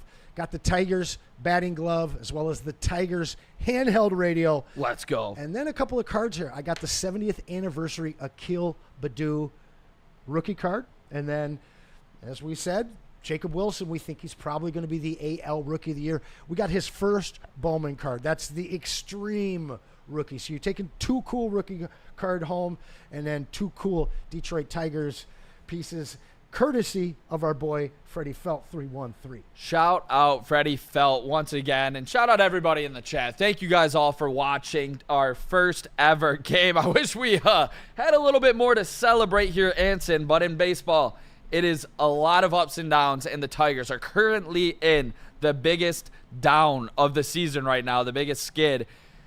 It's looking like lose their 6th straight game right now unless some really big things happen with the bats. I should tell you something. When Stick and I began the Lions postgame show, it'll be 5 years now. I believe in late September, or October. 5 years ago we started that, and we went a full calendar year without a win. Started halfway through that season, and then halfway through the next season, finally got that W against the Vikings. But hopefully I'm not bringing that mojo to the Tigers. There's a lot more games, and they're a lot better team than the Lions were at that point. But I guess my question is what does it take? Is it a home run? Is it a win? Is there some catalyst that this team can find right now, post All-Star break, mid-slump, that can just change everything, wipe the slate clean, and get them back to the way they were playing pre-All-Star game? To me, I think not just the players that are on this team right now, but I think a trade right now to get a couple pieces in here would really help out these guys. And we've seen it with a team, even just in a different sport, like the Detroit Lions, to bring in Zadarius Smith. When, the defense was struggling, Hutch went down, they were able to make an addition that was helpful for the Detroit Lions to allow them to continue to go 15-2, best record in football. When you have a team, which right now the Tigers are still do have the best record in baseball, but you need to always be making additions and always be making your team better. Scott Harris has the ability to do so, and I believe A.J. Hinch's checkbook. But not the checkbook. We'll see with the checkbook. I know they gave out the contract to Bregman. Boston ended up going $12 million more over per season with the opt-outs that he wanted, but they were willing to give him over $160 million. That does give me some hope that they will spend for the right players, but it all starts with keeping them in-house first and not letting your superstars walk away.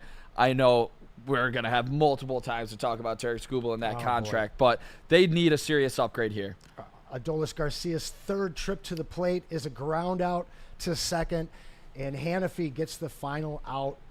And the Tigers escape the fifth with only one run of damage. 4 hits for the Rangers, 4 runs. 0 hits for the Tigers, 0 runs. Yeah, tough one right there. I mean, this is it. This is the time to wake up, but big deal from Hannafy stranding 2 there. It's Absolutely. That was, you were on, life alert a little bit right there. You needed some CPR. Hannafy really helped.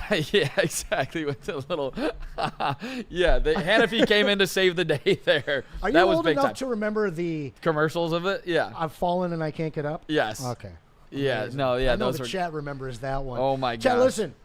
We're in between innings here. Yeah. About to be the top of the 6th. We want to hear from you guys. Super chat them in. We'll read them for sure. We'll also sift through the other ones and try and find some good stuff. But if you want it read, hit the super chat. You're also going to get an opportunity to win this prize pack, a couple of awesome rookie cards and some Tigers paraphernalia. I want to talk about the standings. We're mired in this slump right now. Yep. 5 games. We're staring at a 6th game right now, down 4-0, being no hit in Arlington. Where do we stand in the standings? When do you start really worrying? Because I'm not. They could lose this. They could get swept this weekend. Monday's a new day. So the positive news is that we have Tarek Skubal on the mound tomorrow night, and Tarek Skubal stops losing streaks. He doesn't allow them, and he continues winning streaks. Broder has hit on that a lot for the Woodward Tigers, the episodes that we do. He does a great job with Tarek Skubal stops the bleeding at most times. So if they do end up falling tonight, I do not believe it'll be for long. I do not think it'll reach 7 games. Okay. But the way I've been speaking about Tigers money line beforehand, I'm feeling like a pretty big mush right now. Storylines, Colt get a hit, Glaber get a hit, Wenzel get a hit. This would be a big spot for Colt Keith to start this inning off getting on base. Yeah. You need to put pressure on. Take some pitches, damn it. He just stuck one for a strike, sadly, to start this one. But Tigers are still 20 games over 500. That's the deal. The sky is not falling. They're still 11 games up in the division. And I got to say, I saw this. Where do you worry? 7? 6? I don't worry. Okay. I do not worry at all for this division because of what the other teams are doing. Well, Michigander 1212 in the super chat. $5. Appreciate you. Shout out Michigander. He wants to know, Nick, do you think Scott Harris will wait till the last minute to make a trade? He feels like they won't make a move for anything significant. A mid move, if you will. Shout out Michigander for the super chat. Make sure you guys get those in. I would be extremely disappointed if he waits till the deadline to make a move, and if it is a mid move, I would be extremely pissed off. I think this would be I think it would be a really big missed opportunity. From Keith. Might be over. No, deep shot to center field near the warning track. Evan Carter tracks it down. Didn't do what you wanted, but he did get the ball on the bat. We haven't seen much good contact at all. Really, that was like the third decent swing with exit velo over 100 right there for the Tigers. But yet, you need to piece together some hits here, Anson. This team's getting no hit through 5 1/3. Maybe a third walk for Glaber here. He takes the first pitch, a four-seamer right over the heart of the plate, fouled it back. Like to see Glaber trying to get the boys on the board there. That wasn't just the swing to hit a single. 6-pitch mix for Kumar Rocker tonight. Really throwing that cutter with some authority. Slider in there. That's a tricky pitch to hit right there. Yeah, and that pitch right there, that says the whole story. The Tigers aren't seeing that cutter at all. At all. It has induced extremely weak contact for the Detroit Tigers so far. And this is Glaber down 0-2 here. Looks at one. Bounce up to the plate. If anyone's going to get on base, obviously it's Glaber Torres. So to see him battle here, it's 1-2 count. This would be a big spot to get him on base before the big boys come up to try to put some pressure on Kumar Rocker, because any momentum is needed right now for the Detroit Tigers. Yeah, they need a spark. There's a shot, to the third baseman. Easy throw to Rowdy Tellez for the second out. And we're almost through 2/3 of this game without a Detroit Tigers hit. This is a team that may not have the bats that you worry about like the Dodgers have. Yep. But with A.J. Hinch and all of the different guys that contribute on this team, this is a team that I don't ever expect to get no hit. It's a tough spot because I would always rely on a guy like Glaber Torres or something, but he's walking tonight. You know, I can't blame Glaber for anything, but yeah, the way that he's able to maneuver, especially with some pinch hits, putting them in the best situations, best scenarios, best odds to have the best at bat. I don't expect them to be no hit either, as a fair ball down the right field line as Wenzel Perez takes a big turn back. Oh, I would have loved to see him go 2 there. That's huge. That's huge. So they've stopped the bleeding. They've got their hit. They're on the board. This is what you need. This is the spark that you have to take and score some runs with.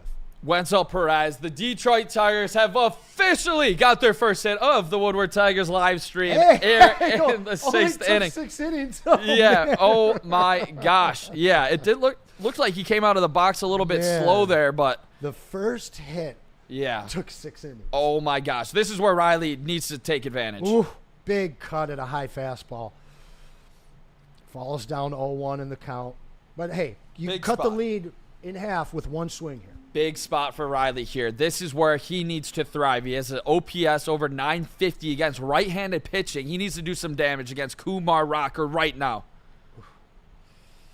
And I hate seeing all of these swings at stuff that's as far outside as it has been half the day. Ugly whiff from Riley Green. Not a 0-1 swing right there from Riley Green. No. Just not loving that. Half whiff, if anything. Didn't even really put it all in. Exactly. Come on. Third pitch here, and he fouls it off. Staying alive. And shout out Mike Reed, member for 22 months. Let's go from Mike Reed. Shout out Mike. Have a good time when you get into Detroit for that game you're going to visit, and checking out the Lions preseason as well. And we got Michigan to 12-12. How do you come back from a break worse? It's only one game so far. This game's not over, but going into the break the way that they did and coming out of it the way that they are right now, it's cause for worry. But again, I really like this being a catalyst to make a move. I agree with you. And Riley Green just stranded his third guy on base with a swing at a pitch just not even close to the strike zone. As Riley Green, he looks lost. Yeah. I'm going to say it. He does. He looks like he is still on the All-Star break. That was a big deal in this game right there for Perez to get a hit. not able to capitalize on that, and then stranding 2 guys earlier in this ball game when you had 0 outs. Riley Green right now not playing like the 2-time All-Star that was flirting with superstardom, Anson. Not what I love to see. And I think I try to be a positive light, but right now this is a little bit depressing seeing this game, and we got to find a way to get out of this because Riley Green holding his head down right there. It's just a tough look for the Tigers, who are, once again, on pace to lose 6 straight games. They are confidence-less right now. Exactly. Their confidence has just evaporated from the team that we saw 2 weeks ago. Shout out Mike Reed with a super chat. Go Tigers, Anson and Nick. Hope to see you boys in Detroit August 23rd for Lions preseason game and the Tigers game. Shout out to the Mikes. I know DeVries is in here as well as Reed. We got a lot of stuff planned coming up. Some very exciting stuff, not only for the Tigers, also our Pistons, and then, of course, the Lions. So look for a lot of upcoming events that we'll have downtown. I'm sure that we will be down there, Mike Reed. And we have some of the best interviews upcoming as well, and the best place to find it will be to tune in to the Woodward Tigers live streams. It's going to be a lot of content coming out. You can only get it here. Right now, speaking to, the head of PR, Colin, with the Detroit Tigers, he said, let me know if you ever need a specific player. So you guys put in the chat who you would like to see get an interview. I will try to do the best I can to try to land some of the best players. Don't everybody say Scooble, okay? For the Detroit Tigers. Yeah, hopefully. It's a lot easier to get an interview when this team's rolling. Don't want to see this, skid go too long. And we talked about Scooble stepping up. We got a Mike Reed, come on, Riley Green. Needed that. 2 players that need to step up, Torque and Javi. Shout out Mike Reed with the super chat, and Mr. Gander 212 or 1212. 2 players that need to step up, Torque and Javi. Those are 2 guys that have been, stepping up all season long, that they might be due for a little bit of regression. But if this team's going to be a real playoff contender, Torque and Javi are going to have to remain hot. No doubt. Start at the bottom of the 6th here, and Herder gets an early pop-up for 1 out. Only 2 pitches. Love to see that out of Brant. Love to see it out of Brant. Yeah, that's big time. And he went through a little bit of a slump this year, but he still has an ERA sub 3.3 with a 3.27. Brant Herder can be a real weapon. He's going to have to be. Exactly, especially as a lefty in this, bullpen to go along with a guy like Tyler Holton. You need those 2 to be spot on for your best matchups as a left-handed pitcher coming out of the pen. You got to keep this lead at 4 the way these bats are hitting, because one swing of the bat could still tie it up with a grand slam. Yep, Herder ahead 0-1 on Langford, who's been a little bit of a problem today. He takes another cut, fouls this one off 0-2. I got a good story for you that you might not have heard. I shared on the 2 to 4 show. The kid, the bat boy for the Tigers that got to go to the All-Star game. Frankie. Tarek Skubal took him out and bought him a brand new tailored suit. Really? For the red carpet at the All-Star game. How cool is that? That's awesome. I think that just speaks to the family atmosphere that AJ Hinch has made in this clubhouse. Baby. Absolutely. All about the culture. And that's all big the time. way through the minor leagues. I don't know if you guys all know this, but every minor league team in the Tigers system is playing over 500 ball. Yeah, this is a stacked minor league system, and that's why I talk about baseball right now. It truly is, and that's something why I'd never said in my life. Exactly. That's what Scott Harris has been able to do, is build the system, make this team a 59, a game that excuse me. Allow this team to be 20 games over 500 is what Scott Harris has built with this, and AJ Hinch obviously running the show. Shout out to Scott Harris, but you can build it, but can you get him over the top? And that's what he's going to have to do at this trade deadline for the first time for the first time in his career as the president of baseball operations. Anson, do you expect him to make a big move? I don't know if it's going to be big. I expect him to make multiple moves. As Brant Herder strikes out Wyatt Langford. Got to love seeing him struggle because he should be a Tiger. Yeah, really where were you at with the Langford Clark? When that happened, I didn't understand it. I was pissed. I mean, you look at that class that was drafted last year, and it's truly one of the most stunning classes you're going to see. I mean, from guys like Luke Keeschel, what is it? Skeens, Crew. Tugboat. I don't know if you know about Tugboat Wilkinson, but then at the top of it, you got so many guys that were playing in their first year. Yeah. And when you can get a guy in a first-year draft and have him contribute to your ball club that first year, and I think we all knew that Wyatt Langford was going to be that type of player. Yeah, he's a quality bat for sure. I think he'll be a future all-star. The big swing that they took, which Max Clark has been killing it at Double-A so far, really showing off that power. They're taking the swing that Max Clark's going to be that superstar. Okay. That is what they saw for sure as the 5-tool player that can do it all for the Detroit Tigers. And I was a big Langford guy. I saw him in the College World Series against LSU when he was with Florida. I did like him a lot coming out of that draft. It's, different strokes for different folks. They chose to go with Max Clark, and it allowed them to go over slot getting Kevin McGonigal when they did, who is the top prospect on some Accord MLB prospects. Absolutely unbelievable. And, yeah, Kevin McGonigal and Max Clark. Speaking of those guys, make sure you guys tune in tomorrow as I have a video that we will be playing from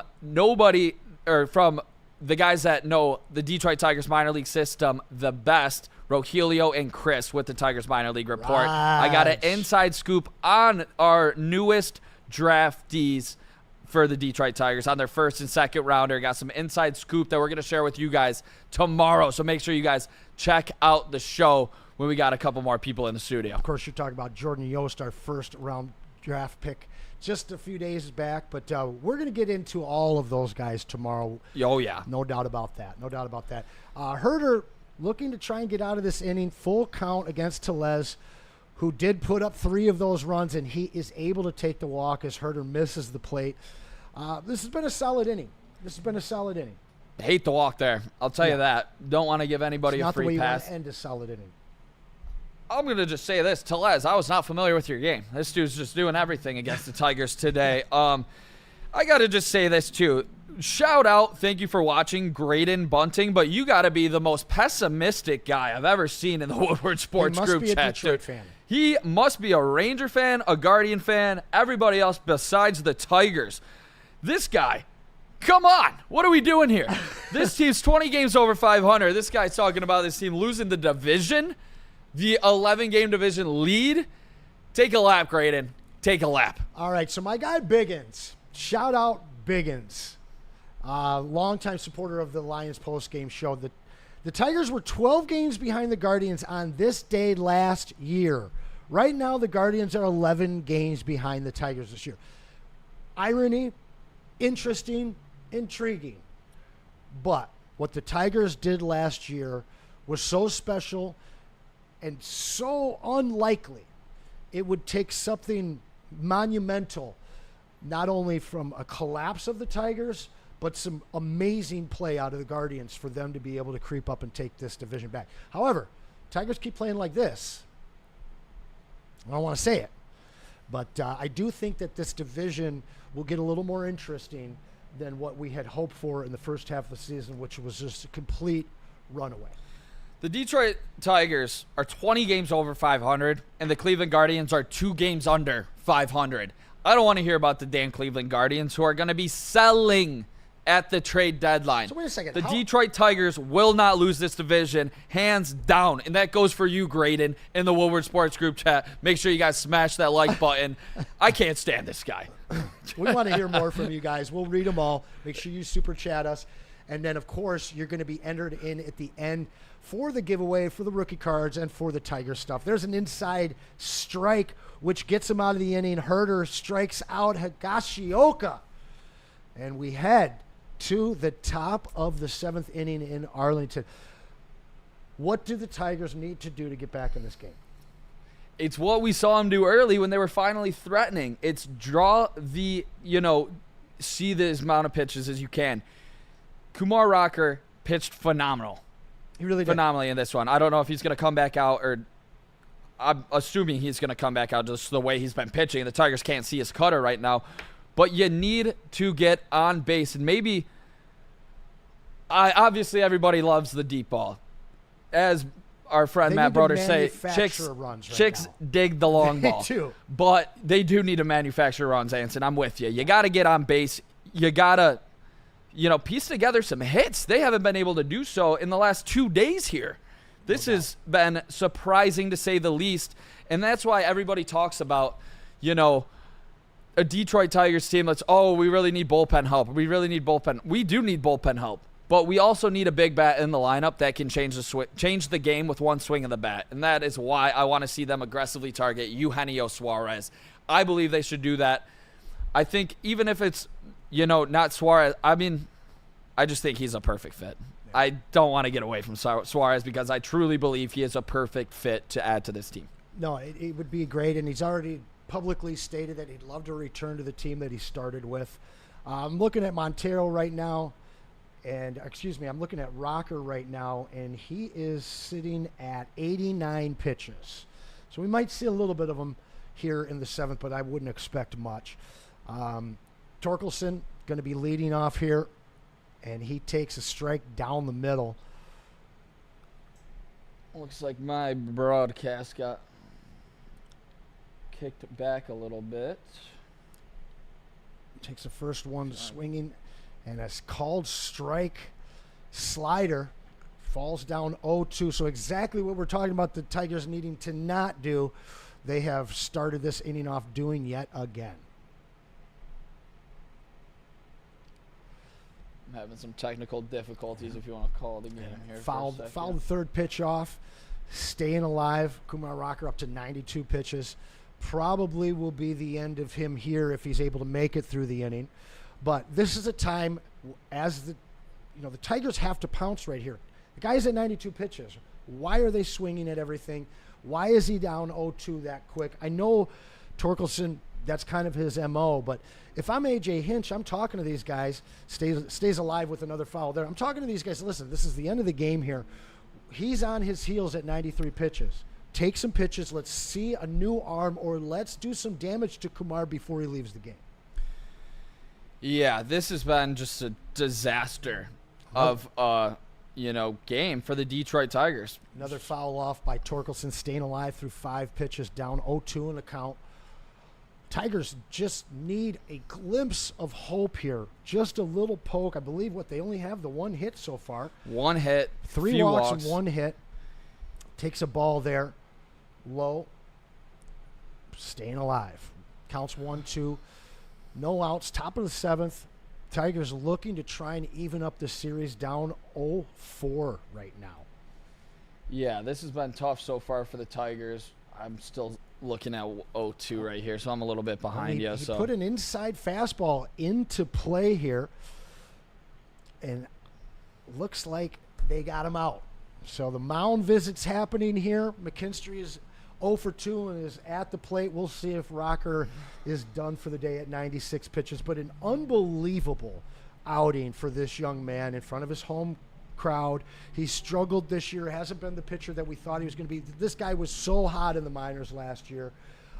He came out and he figured it out and 1 hit the Tigers through 19 outs. Kumar Rocker looked like the pitcher that he was at Vanderbilt tonight with that dominant cutter that the Detroit Tigers were just not able to handle at all. They put 3 balls in play that were hard contact, all of them to the other team. This was a terrific start by Kumar Rocker right here, and that's what he can do when he is on, which we saw him literally win a College World Series doing for Vanderbilt. Kumar Rocker took over this game, and the Detroit Tigers, it looked like they took some melatonin or something because they're still snoozing up there in the box. This has been extremely disappointing to see for the Detroit Tigers when you did have a guy like Kumar Rocker who was not pitching great. He had the ability to do so, but you didn't want to see him do it against the Tigers.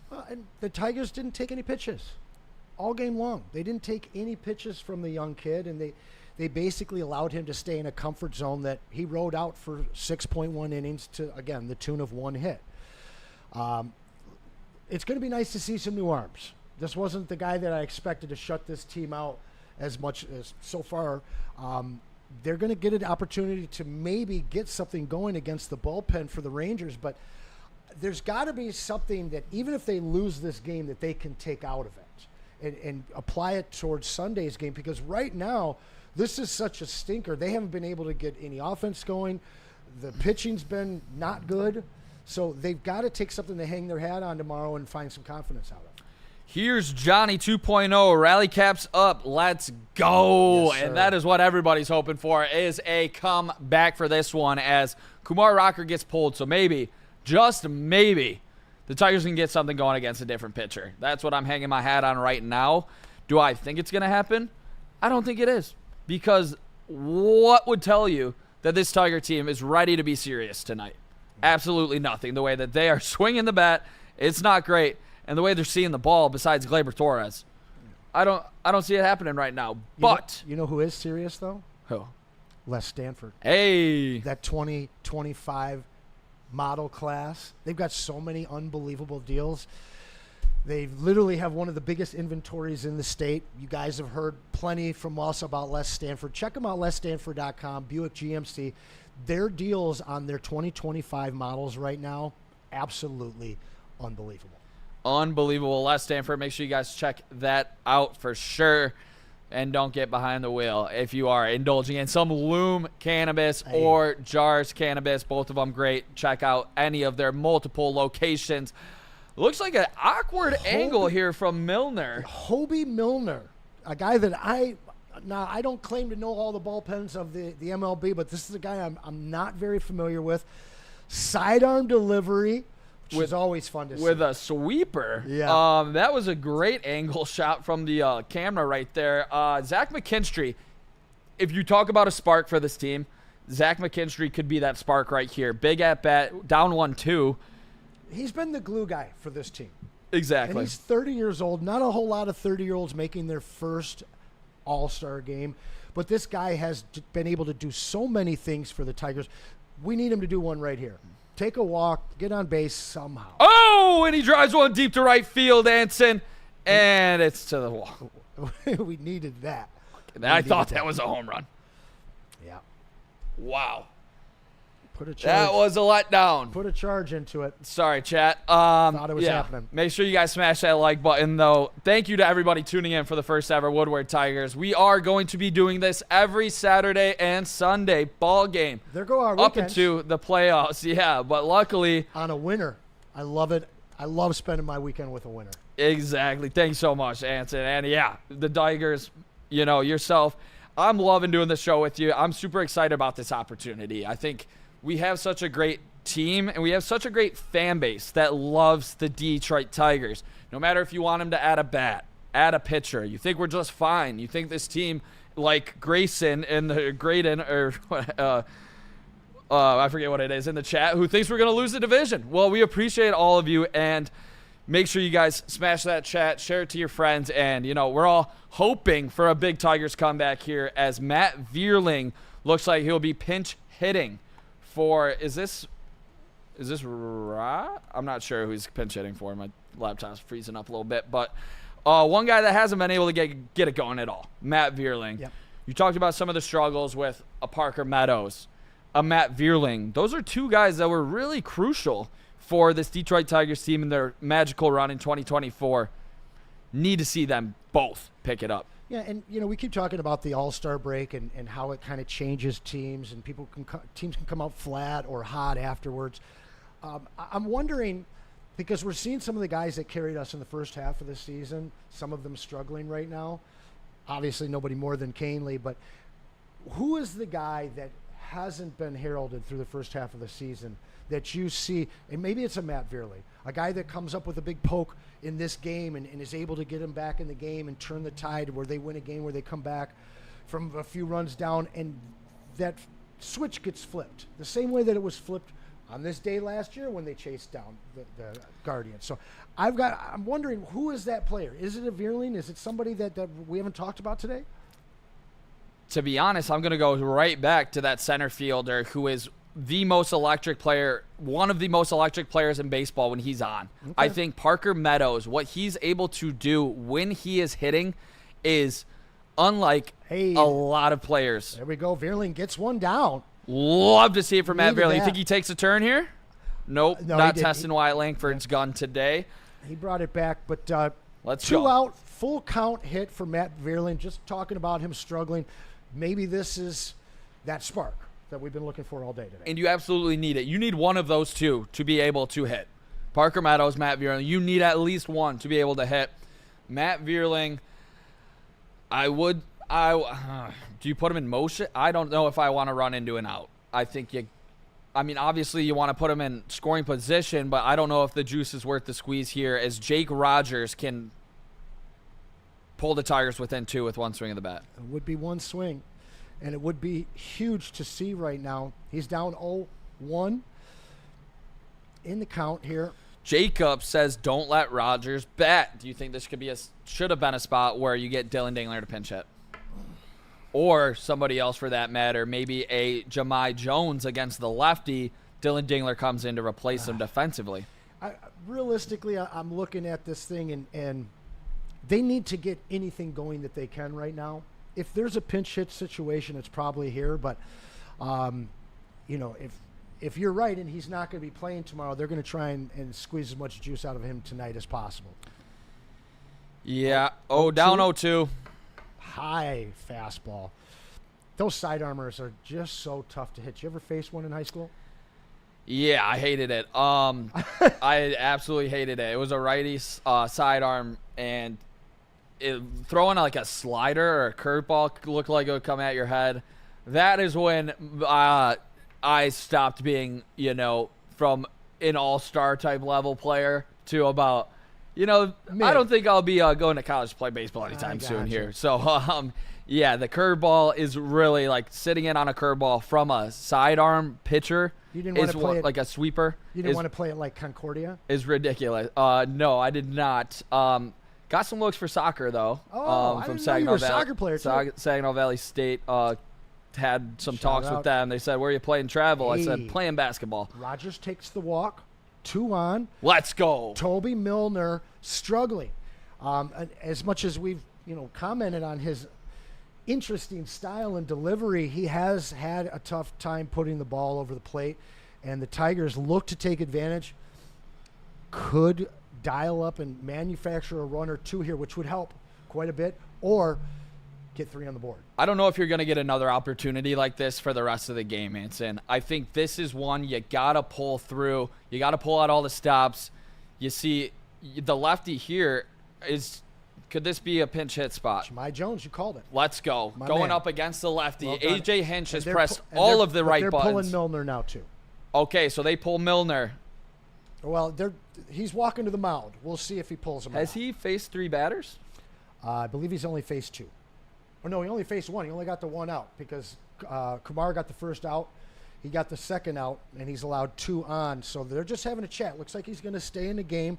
And at this point right now, he's by far been the most hittable presence on the mound for the Rangers. Tigers have to take advantage if they keep this kid in the game. Have to take advantage for sure. Jahmai Jones, 282 average, 5 doubles, 2 bombs against left-handed pitching. And his first home run in the majors was something special. I actually got to chat with Jahmai Jones, and like I said, stay tuned. Make sure you guys are, we'll be back tomorrow with the TD. I'll make sure we get some of those interviews, in here for, you guys to see. But he talked about preparing for every single game, and his preparation is to hit and dominate left-handed pitching, as he has a spot to do so. Could absolutely change the game with one swing of the bat. I love that breakdown. He's a guy that I don't think a lot of Detroit Tiger fans are very familiar with. We don't get a chance to see him too much, and he has an opportunity to really come through right now.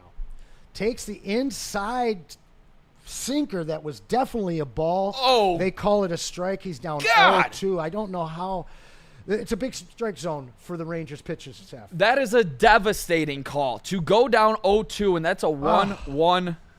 And he takes a bad swing at a low outside pitch that had no business swinging at. And I'll tell you what, if the Tigers lose this game, they have got to have a hitting meeting, and they've got to start taking more pitches, because this game, it's been egregious. It's been terrible. I've not seen them swing at such bad pitches all season. Rangers have their number right now. There's no doubt about it. And this is a team that's 500. They're a lot better team than 500, but they took a series from you earlier in the season, and you're looking down like you're about to lose 2 straight in Texas. Jahmai Jones couldn't come up with the big hit there. This is troubling. This is very troubling to watch right now, Anson. Microwave meltdown yet? We're getting there. I am, yeah. They're burning plastic in the microwave right now, Anson. This is terrible what's going on. I'm trying not to freak out too bad, but let's just call a spade a spade. This team can't hit for shit right now, Anson.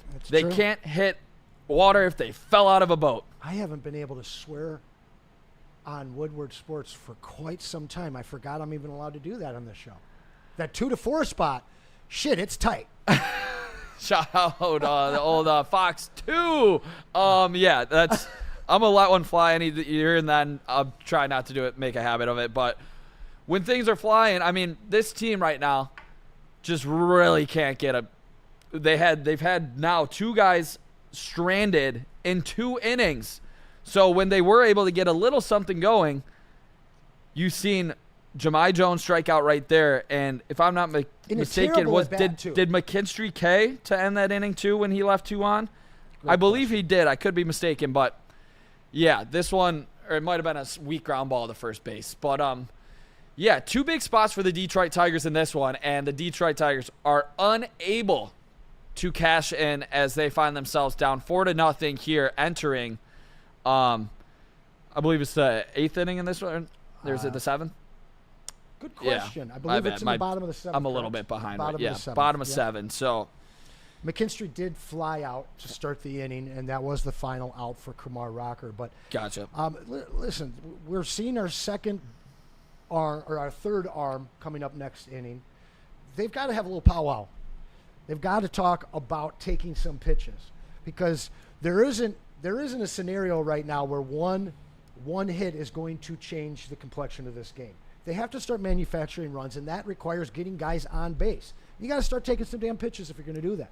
Yeah, you're going to get the top of your lineup next time around. So you got to keep this at a 4-run lead for sure. You do need to take more pitches, and your big dogs got to be some big damn dogs. You need Riley Green to be able to eat, hunt a fastball, seek it out. You need Spencer Torkelson to put one up in the seats.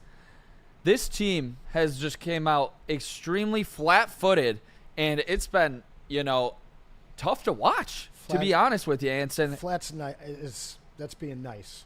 Yeah, they've been bad. They look like the Tigers team that we had at the beginning of last year. Exactly. A team that didn't take pitches, that was swinging for the fences all the time. The Tigers have 2 hits today. 2 hits today. Brand Herter's back out, going up against, is that Jonah Heim, the catcher coming into pitch hit. Always been a fan of Jonah Heim. Does that sound weird? I know, but he won us a dynasty championship. I had him in a league a couple of years ago. Good. We got guy doesn't strike out a lot. Shout out with Fantasy Baseball Chat, by the way. I know a couple of them are tuning in tonight. They're excited. Oh, yeah? Nice. Yeah, shout out the fellas. Shout out Scotty, Dickie B, as always, all the fellas. Dominic, happy birthday. We got a 16-man fantasy baseball league, Anson. Ooh, it is extremely competitive, and I gotta say, my team name, Fetter Made Ships, because I got Reese Olson, Casey Mize, Jack Flaherty, Tyler Holland. I love it. Will Vest. The name of my team is Cubby Clyde. I share it with my best friend from college. He lives out in San Francisco, and his dog that passed and my dog that passed were Cubby and Clyde. Love it. When we started the league, they were both living. Rest in peace, buddy. Rest in peace, Clyde. But we are back here at the bottom of the 7th, 2-2 count. Heim still at the plate. Herter trying to get out of this at-bat, and he strikes him out with a nasty sinker right down the pipe. First out in the books of the bottom of the 7th here. Herter should be able to get us through this inning. This is what Herter can do. He can eat innings, and if he's going to be pitching like this, I don't know why I would put anybody else in. I allow him to go as much as you can. If he's already pitching him 25 pitches, I don't see him coming back tomorrow. So I would let him eat as much innings as possible. You don't want to have to use anybody like of substance, which far and few between right now. Yeah, but Brant Herter, and I've hated the strike zone for the goddamn ump. I mean, we got one call early, but it seems like we've got screwed on it a lot more than they have. But Blues has been bad. Yup. 2 nights in a row. Absolutely. Josh Smith at the plate right now, up against Herter again. 2-0 pitch is high, and he falls behind 3-0. Herter looked real good last inning, and to start this inning off, but we don't want to see yet another 4-pitch walk. Hell no. You got to attack him here, Herter. There's no excuses. Lefty on lefty matchup. Make him beat you. Do not walk Josh Smith 3-0. Yeah, he put that one right over the pipe. Oh, yeah.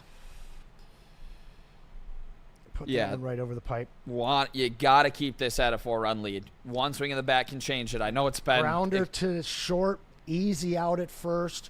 2 down here in the bottom of the 7th. Tigers trying to get out and get back to the 8th inning and make something happen. You guys can make something happen in the Super Chat. We will read them, and then you also get an opportunity at the end of the show to be put into that prize wheel.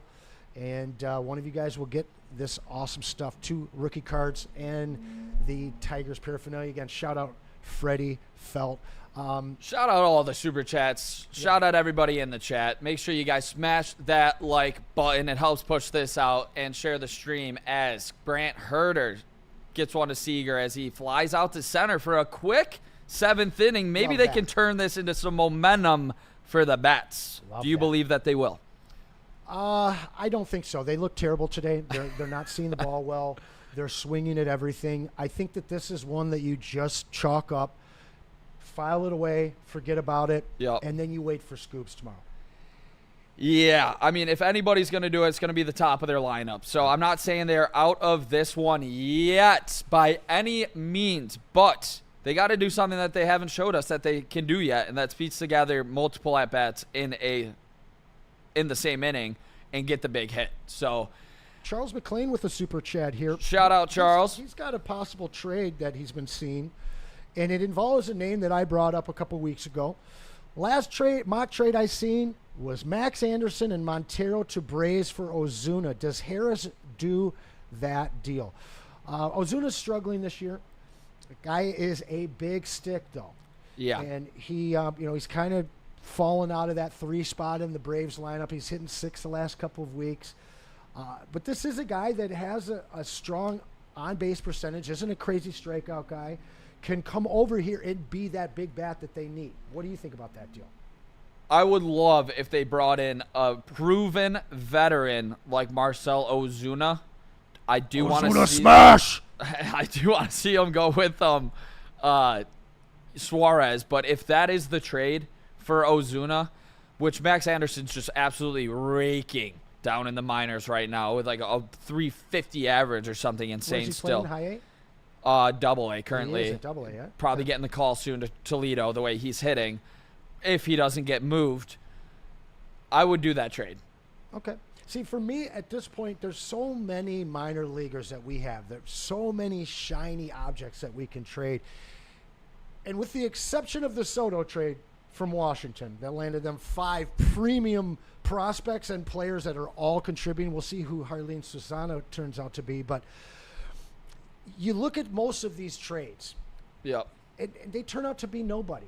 You get 4 or 5 minor leaguers, prospects that you're excited about, and maybe one of them really contributes to your team. We have so many, and even though the fact that this kid's down there raking, if you can bring up somebody that's ready to hit and put him in this lineup right now, Ozuna is going to provide some protection for this offense in that lineup.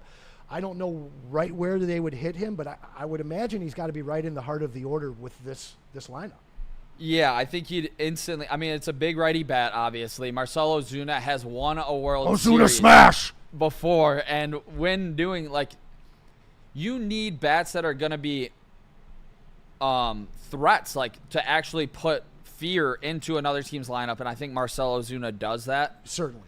and he could be a really big addition to this team. I still, like I said, and will continue to say, I think they need to go for Eugenio Suarez, who leads the National League in RBIs. He is currently top 4 in home runs behind Shohei Ohtani, Cal Raleigh, and Aaron Judge.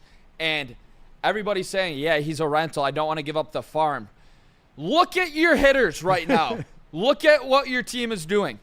I'm not saying give up Max Clark. I'm not saying give up Kevin McGonigal. But you got to take a serious look at giving up a guy like Lorenzo. And people always talk about you don't want to give up the farm. Like, our farm system was bad for so long. Look what Alavila did. Look what Dombrowski did. You know what? Dombrowski got this team to 2 World Series. Certainly did.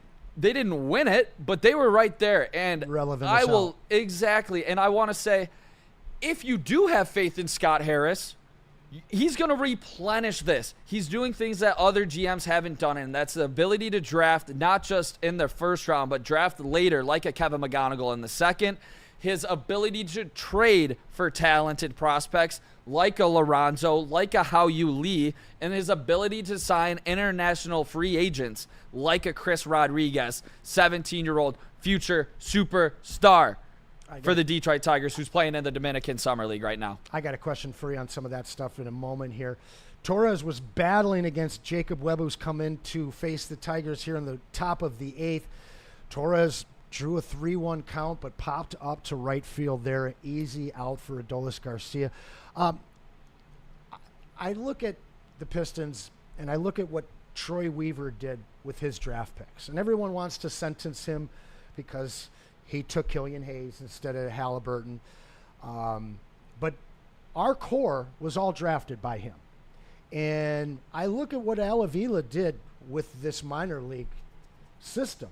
Yeah. And is it very similar? Is it a situation where Harris was handed off a lot of talent and was the proper guy to actually manage it and put it in place to succeed the way that Trajan Langdon has done with Troy Weaver's pieces? I like that a little bit.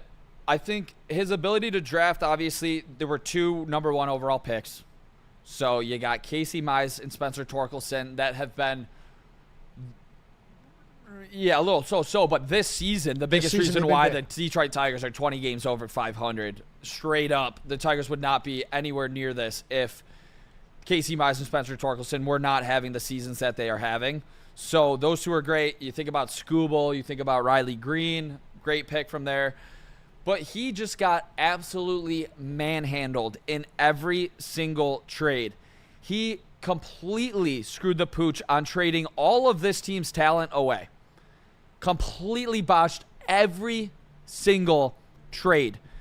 Scott Harris's ability to draft and trade for minor league prospects right now has been proven, but he isn't proven on trading for MLB talent quite yet. So this is a spot where they really need to make some upgrades if they want to be serious contenders. Yeah. And right now, they could definitely use a spark in the lineup the way they're hitting. No doubt. Jacob Webb was able to induce 3 pop-outs, got in and out of the top of the 8th. So we're headed to the bottom of the 8th here, down 4. Now, you mentioned Casey Mize, and you brought something up to me earlier today that I thought was very interesting. And you were putting the question out there, is this team a World Series team if he's our number 2 pitcher?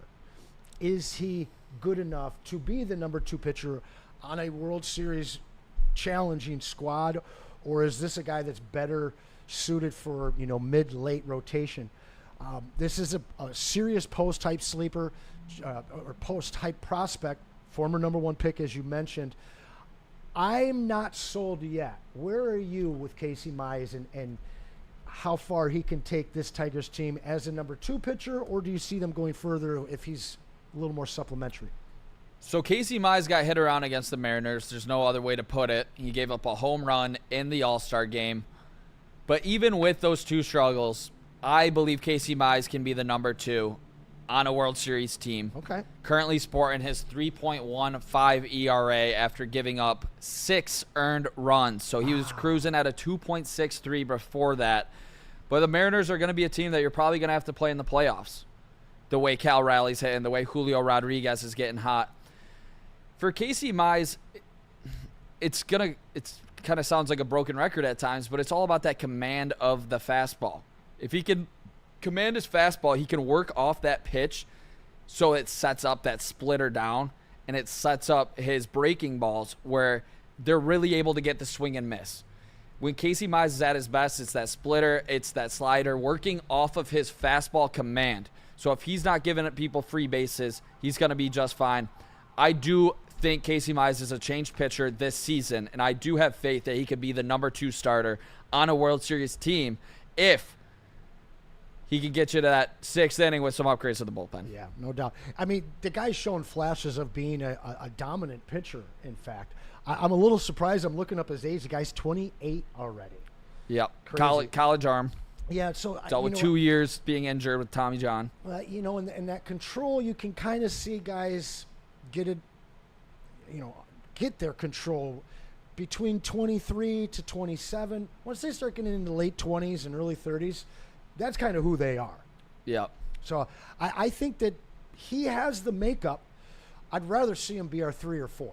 And maybe that's through the trade deadline where they can bring in another arm.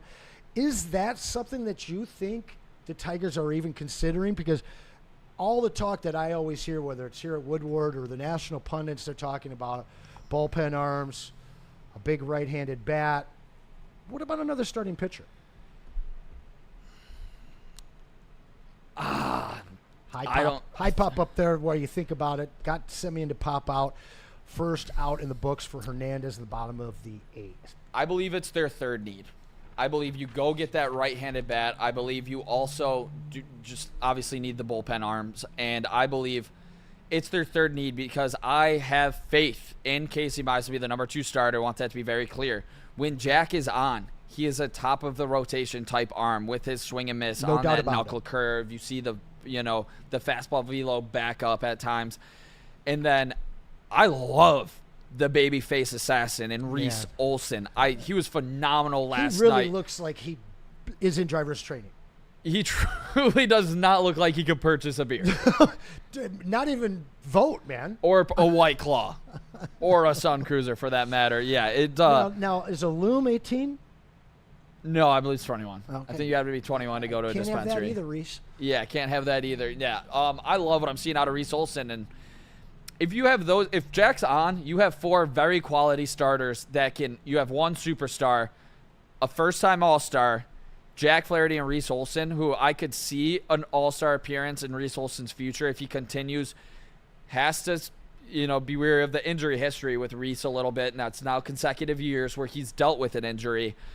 But I could see Reese Olson getting to an All-Star level, and if you're going into a series with those 4, if Jack's on, you're going to have the best starting pitching in every series that you're going up in, and that includes anybody in the National League. And that includes 3 starts from Skubal. Into a 7-game series, yeah. Yep, no doubt. Which would be big time. Absolutely. Carlos Hernandez gets a little hit from Garcia down the left line, but Tigers are able to handle it, no problem. 2 down here in the bottom of the 8th. Hernandez looking for that final out here, and then we've got 3 more to try and get into this game.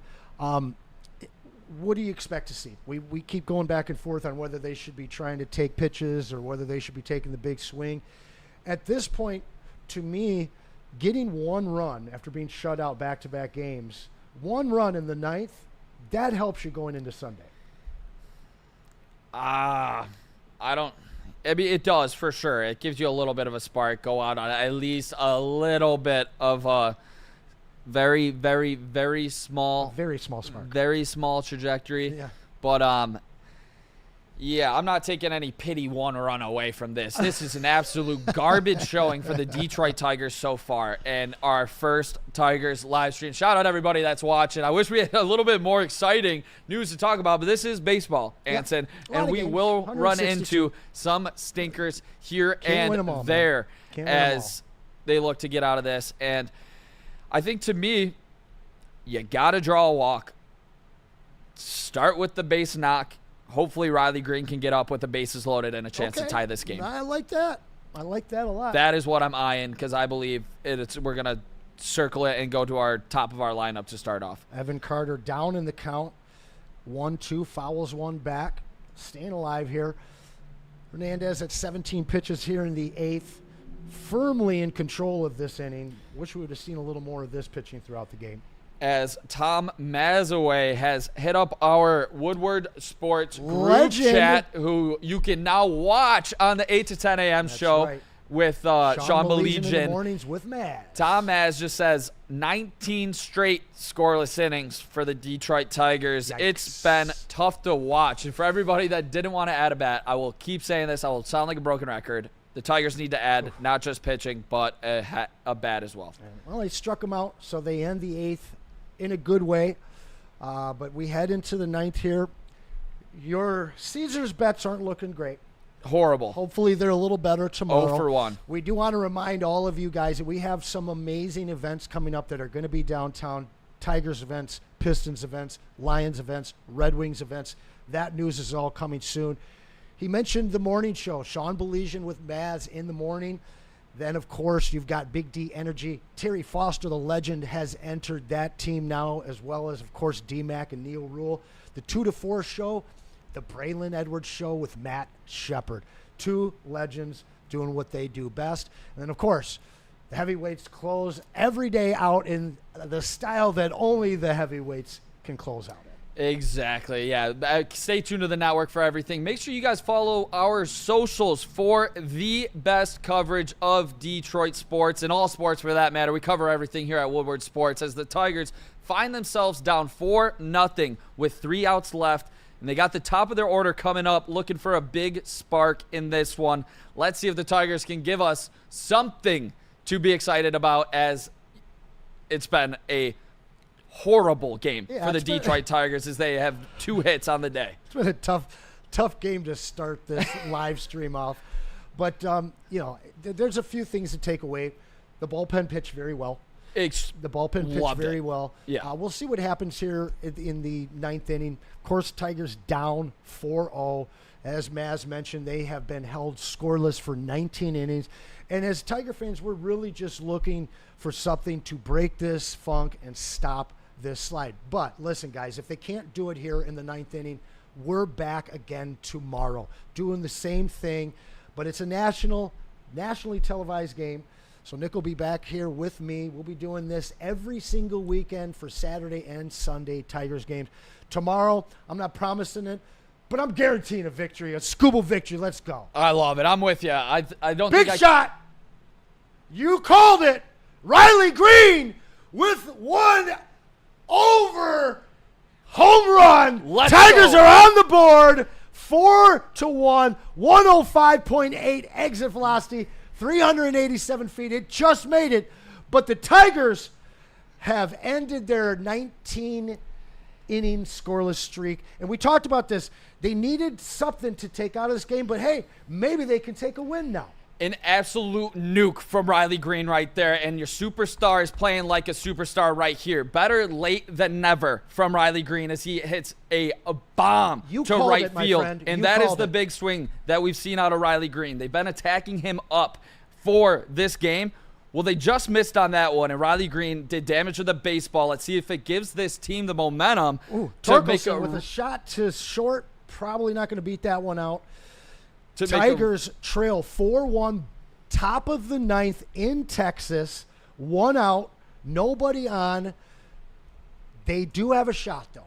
That home run, I needed that, my friend. I really needed that. First run since we've been on stream there, Anson. That's what it's all about. Riley Green. And that took 6 innings for a hit. 6 innings for a hit. 9 innings for a damn run, man. 9 innings for a run as Riley Green hits his 25th bomb of the season for the 2-time All-Star before the age of 25. You wanted to see it earlier, but that is his 79th RBI of the season already for Riley Green. The lefty, career high 25 home runs. Good for Riley. And like I said, better late than never. Most by a Tigers left-handed batter since Prince Fielder in 2013. Been a long time. Been a long time. Long time. That's a spot where you would have liked to see some guys get on base prior to Riley Green, but you'll take it for sure. You see some smiles in the dugouts there. The fellas needed it. Let's see Zach McKinstry hopefully get on base so they can be a real threat, not just to, put one run up in the ninth inning here, but to actually have a threat to come back. Brendan All-In Allen just got the win on UFC. And we're hoping for a win here for the Tigers as well. McKinstry at the plate, 2-2's the count. Tigers trailing 4-1 here in the ninth. But they do have an opportunity to get back in this game as the manager visits Jacob Webb. We might have seen the end of Jacob Webb for today. This is a safe situation now. And he is warming up Chris Martin, who's been an intriguing closer for them this season. Yeah, it looks like a 2-2. Are they pulling the ball here? Because this would they're be not going to pull him in the middle of it, a count. Yeah, they No. definitely will not do that unless he's dealing with a serious injury. Mound visit. Yeah, they're not feeling great right now. McKinstry, this is the glue guy. This is the guy that comes up big time in big moments when we need him. You mentioned it earlier in the broadcast. We need it from him right now. Exactly. You need it now more than ever for Zach McKinstry. You got to keep the pressure on these Rangers right now. Pedal to the metal if you're the Detroit Tigers, but you cannot be chasing out of the zone. Nope. Zach McKinstry has done that at times. 2-2 count, strike, fastball over the plate, sends that foul. Staying alive, McKinstry at 2-2. Webb about to throw his 20th pitch. He's reachable. Riley just reached him and put it over the deck. Low, ball 3.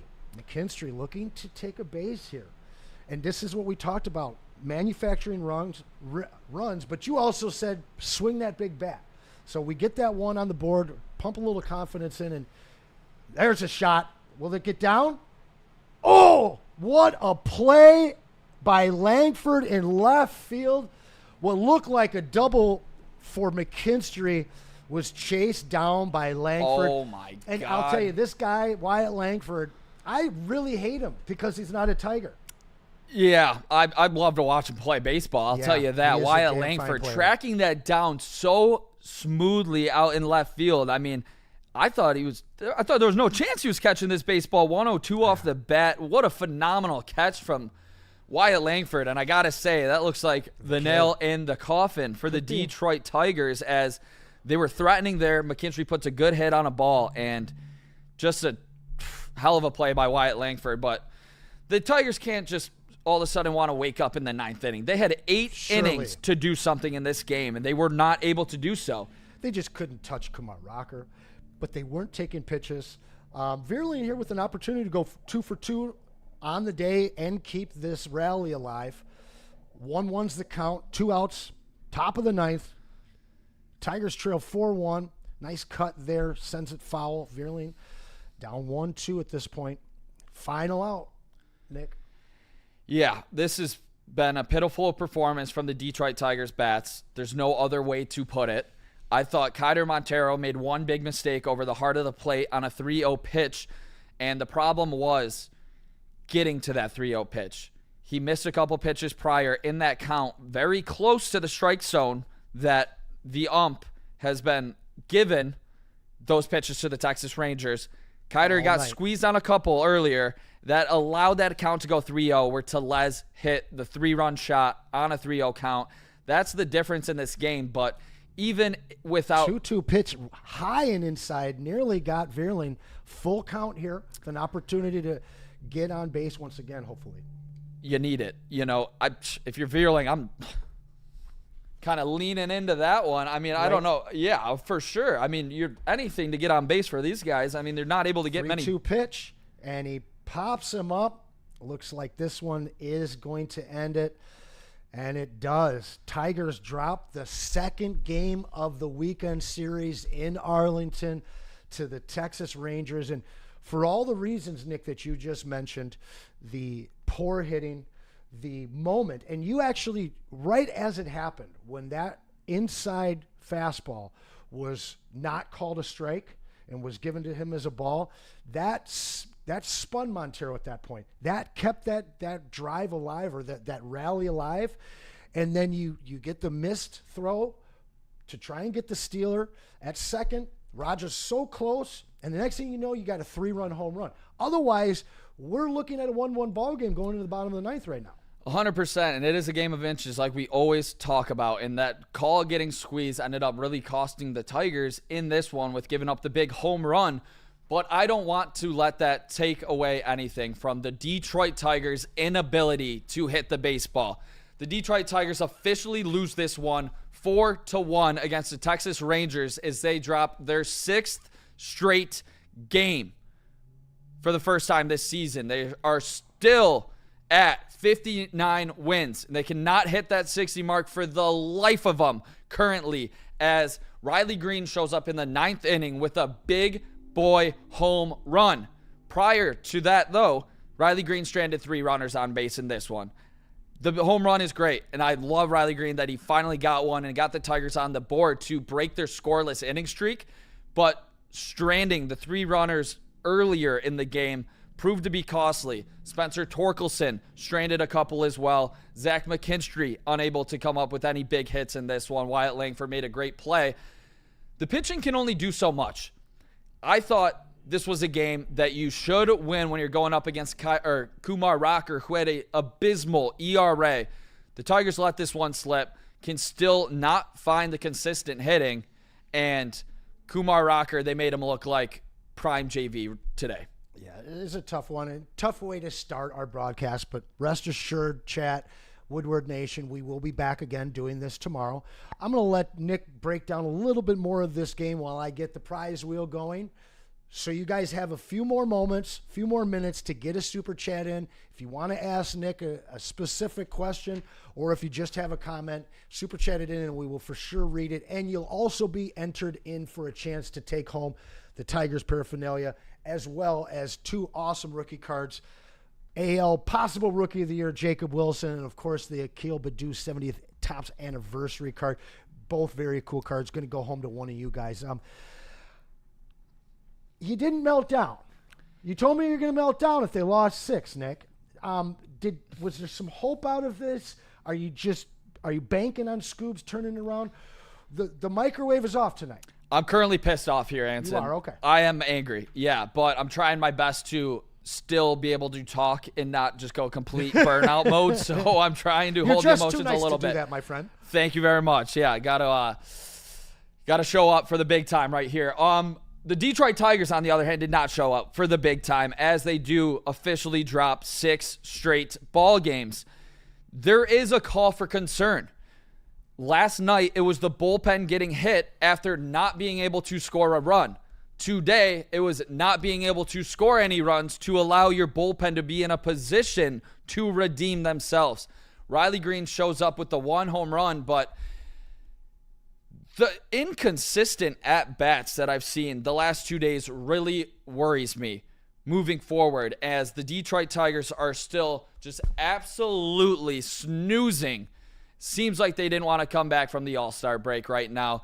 Texas Rangers get to 1 game above 500, and they have our number clearly right now. I think one thing positive that you can take out of this game, though, is that the bullpen looked good. And that gives me hope for the future. And one guy that we are going to need to rely on a lot is going to be Brant Herter. And he looked great in this one. Today. So I am looking forward to seeing more and more out of Brant Herter. And to be honest, I'm looking forward to the big hoss on the mound tomorrow night. The best pitcher in baseball, soon to be 2-time Cy Young back-to-back winner, Tarek Skubal, on Sunday Night Baseball, where we will be here breaking it all down for everybody. Absolutely. I'm looking forward to it. Well, no super chats coming in. If you guys want something real quick before we wrap the show up, if you want to get on that wheel, send it in right now. But listen, I feel a little guilty, a little responsible. Might have brought that Lions streak that we started with 5 years ago here tonight. Took a long time to get that first hit, first run.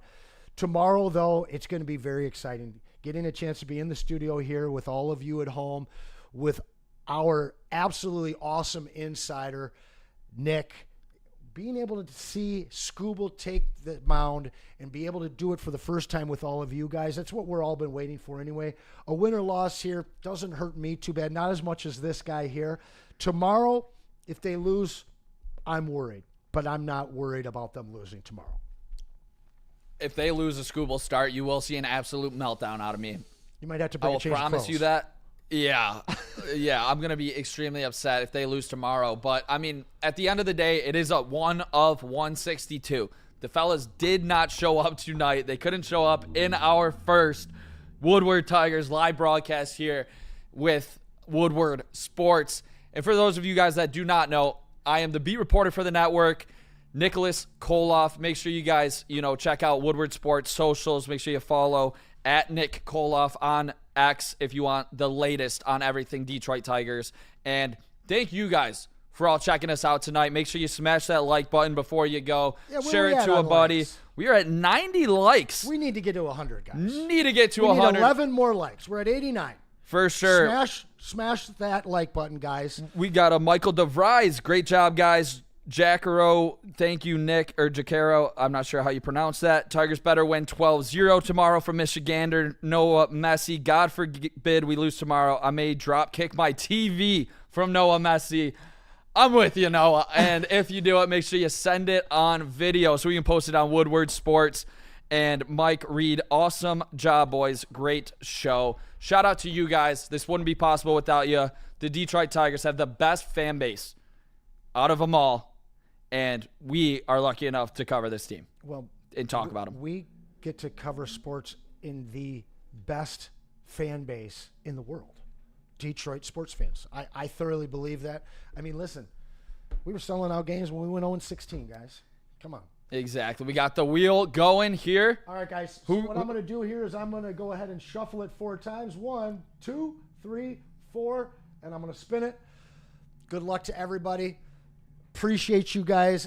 I'm going to make sure that these prizes, every broadcast, are pretty great. And it looks like it's going to Michigander. Congratulations. Michigander, my friend. I don't know if you can really see it, but I promise you won.